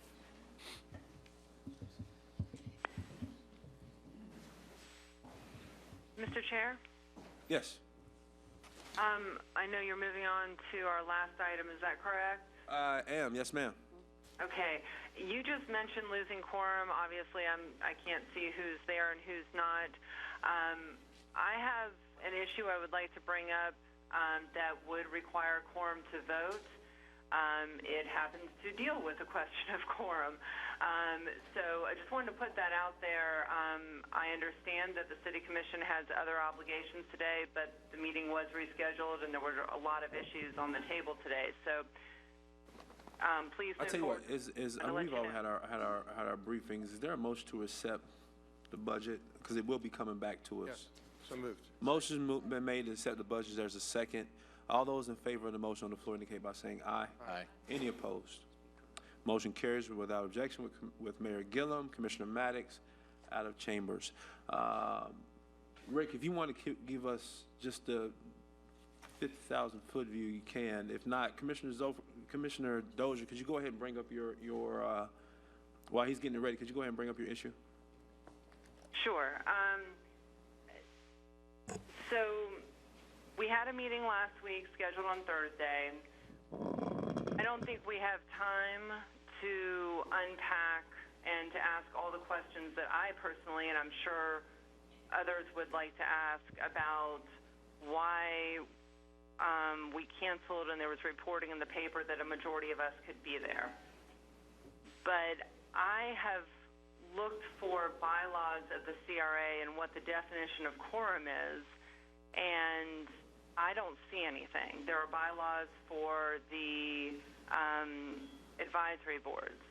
So I would like some comments from staff on whether or not we have bylaws. I did find, or my aide found, some minutes from a February of 15 meeting where Commissioner Richardson and myself were saying that we needed to have a discussion about bylaws and about the overall planning. It's actually very similar to the discussion we had today, which I would dig into if we had more time. But we were prepared to be at this meeting, and I am concerned, like I'm sure many others are, about what happened last week. But more specifically, I think we got a lot of confusion right now about what is quorum, what our bylaws say that we should do in these different circumstances. I'd like some comments, and more importantly, I'd like a report to come back in September outlining these different issues so we and others know about what we need to do. Yes, Commissioner Ziffer. I said this, Commissioner Dozier, I appreciate that, and I think staff probably can come back with that.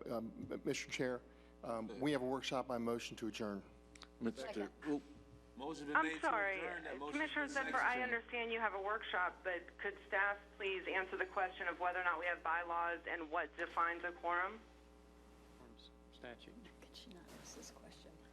Lou Norvell at the City Attorney's Office. There is a statutory provision in Chapter 163 that provides that quorum for the CRA is a majority of the members.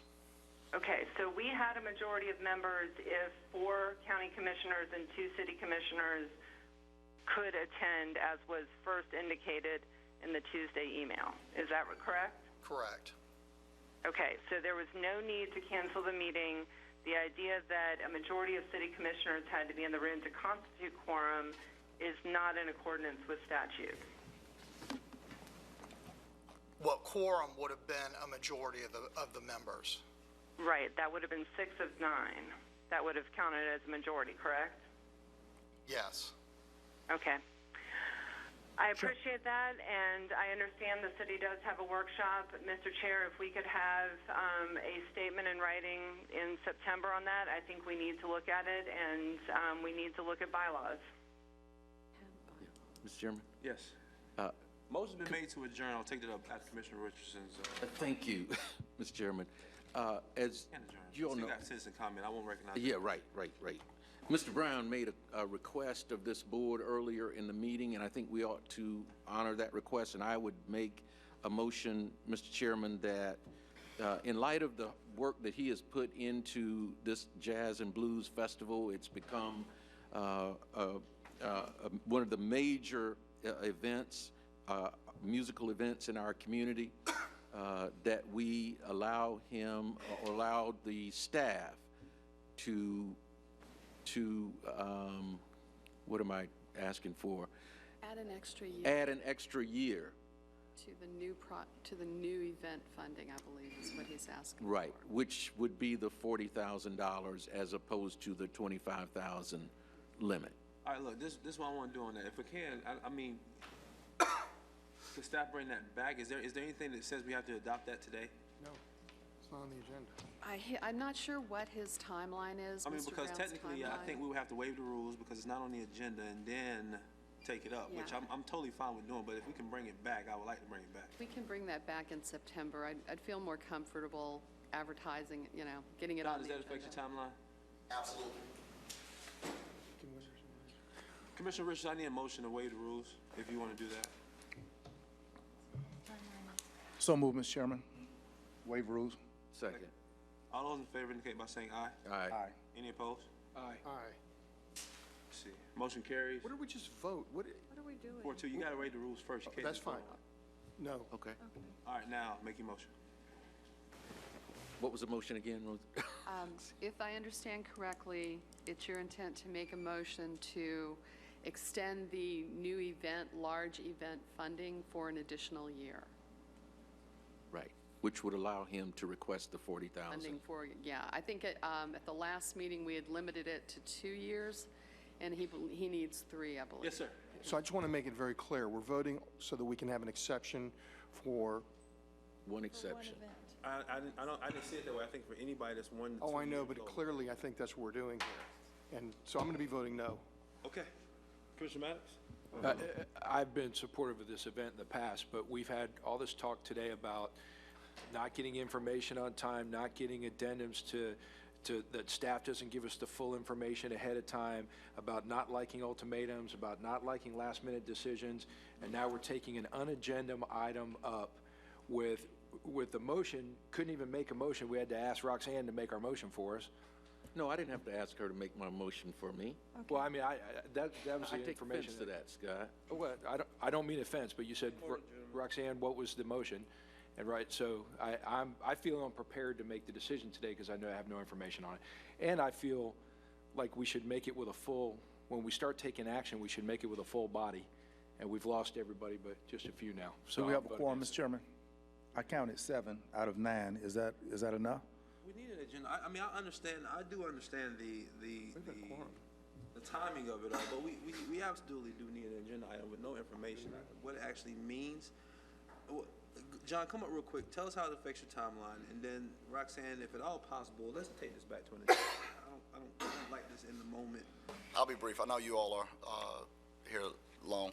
Last meeting, again, it was going to, that amount was going to $25,000. Commissioner Proctor asked for first-time events to be have the ability to be eligible for $40,000, and we're just simply asking not just for first-time events, but for any event in the infancy of 1 to 3 years to I understand have that part. What prevents you from us from being able to take this up in September versus us having to take it up right now?